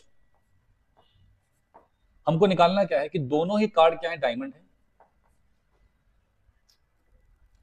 the lost card being a diamond, तो खोया हुआ कार्ड भी क्या हो, डायमंड हो। तो ये probability of A by E1 into probability of E1 divided by probability of A by E2, sorry E1 probability of E1 plus probability of A by E2 into probability of E2। ठीक बच्चों, ठीक है। तो देखिए भाई, probability of A by E1 क्या मतलब है इसका, कि खोया हुआ कार्ड डायमंड था, डायमंड खो चुका था। 13 कार्ड डायमंड के होते हैं, डायमंड खो चुका था बेटा, है ना। कितने रह गए, 12 कार्ड रह गए, समझ रहे हैं, कितने रह गए, 12 कार्ड रह गए। तो 12 आउट ऑफ 51, क्योंकि एक कार्ड खो चुका है, आप समझिए ना। 2 कार्ड निकाले, 2 कार्ड निकाल लें, और हमारा एक कार्ड खो चुका था, है ना। तो 12/51 इंटू, अब एक कार्ड और निकाल लिया, समझो 13 कार्ड थे, एक कार्ड तो खो चुका डायमंड का, एक कार्ड डायमंड का खो चुका, डायमंड रह गया 12, तो 12 आउट ऑफ कितना, 51, 52 कार्ड्स पूरे थे, 52 कार्ड पूरे थे, एक कार्ड खो चुका और खोया कौन सा है, डायमंड खोया है, तो चांस क्या रह जाए 12/51। अब एक कार्ड और निकाला, अब ये कार्ड भी कम हो गया, कितना 11/50। भाई पहले एक कार्ड खोया हुआ था तो 12 कार्ड रह गए थे, फिर एक कार्ड निकल गया तो कितने रह गए, 11 रह गए।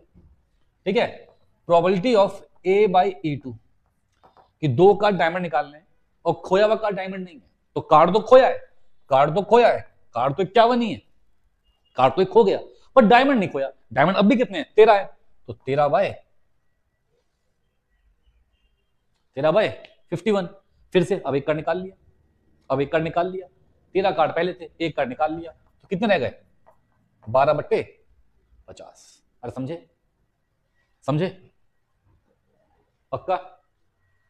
देखो 52 कार्ड होते थे, उसमें 13 कार्ड डायमंड के थे, 39 किसी और के, तो पहले डायमंड खोया तो रह गए 12, और ये खो गया एक कार्ड तो रह गए 51, तो 12/51 ऐसे मैंने लिखा है।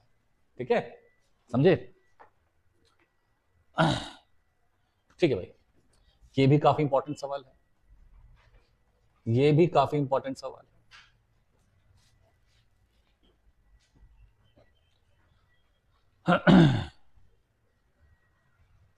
probability that A speaks truth is इतना, a coin is tossed, A report that a head appears, probability that head is actually, वो एक्चुअल में हेड हो। चलो भैया पहले हम बात करते हैं, उसने हेड अपियर करा तो हम मानते हैं E1 और E2 एक इवेंट है,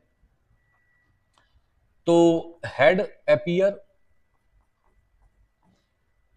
हेड नॉट अपियर, है ना, और एक हमने इवेंट माना कि ही रिपोर्ट्स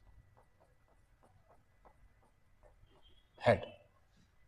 अब वो कहता है आपको probability that actual there was head, उसने हेड को रिपोर्ट करा, प्रोबेबिलिटी बताओ कि एक्चुअल में हेड आया हो, उसने हेड को रिपोर्ट किया, प्रोबेबिलिटी बताओ कि एक्चुअल में क्या आया हो, हेड आया हो, तो क्या बोलोगे, probability of A/E1 into probability of E1 divided by probability of A/E1 into probability of E1 plus probability of A/E2 into probability of E2। चलो बेटा, probability of E1 कितना होगा, 1/2 हेड का आना, probability of E2 कितना होगा बेटा, 1/2 head का ना आना, probability of A/E1 हेड आया, हेड आया और उसने हेड ही बोला, हेड आया और उसने हेड ही बोला, मतलब कि सच बोल रहा है, सच बोल रहा है, और चांस क्या है सच बोलने के, 4/5। प्रोबेबिलिटी ऑफ A/E2 मतलब कि हेड नहीं आया और उसने हेड बोला, हेड नहीं आया उसने हेड बोला, तो क्या बोल रहा है, झूठ बोल रहा है, क्या बोल रहा है, झूठ बोल रहा है, कितना बेटा, 1/5। वैल्यू पुट करें, आंसर निकालिए। अब बेटा इस पीडीएफ में जितने क्वेश्चंस लगे हुए हैं सारे ट्राई करने हैं, वो सारे इंपॉर्टेंट क्वेश्चंस थे, जो मोस्ट इंपॉर्टेंट थे, जिनमें कॉन्सेप्ट्स थे, वो सब तो मैंने कर दिए। अब इनके बेस पे क्वेश्चंस हैं, मैं इस लेक्चर के बाद 1 घंटे का जो पीडीएफ में टफ क्वेश्चंस है लेक्चर उसका अलग से निकालूंगा, आज ही दे दूंगा आपको लेक्चर वो भी, और फिर आपको बाकी जो नहीं आए मुझसे डाउट में पूछ लेना है। ठीक है, चलिए बाय बच्चों।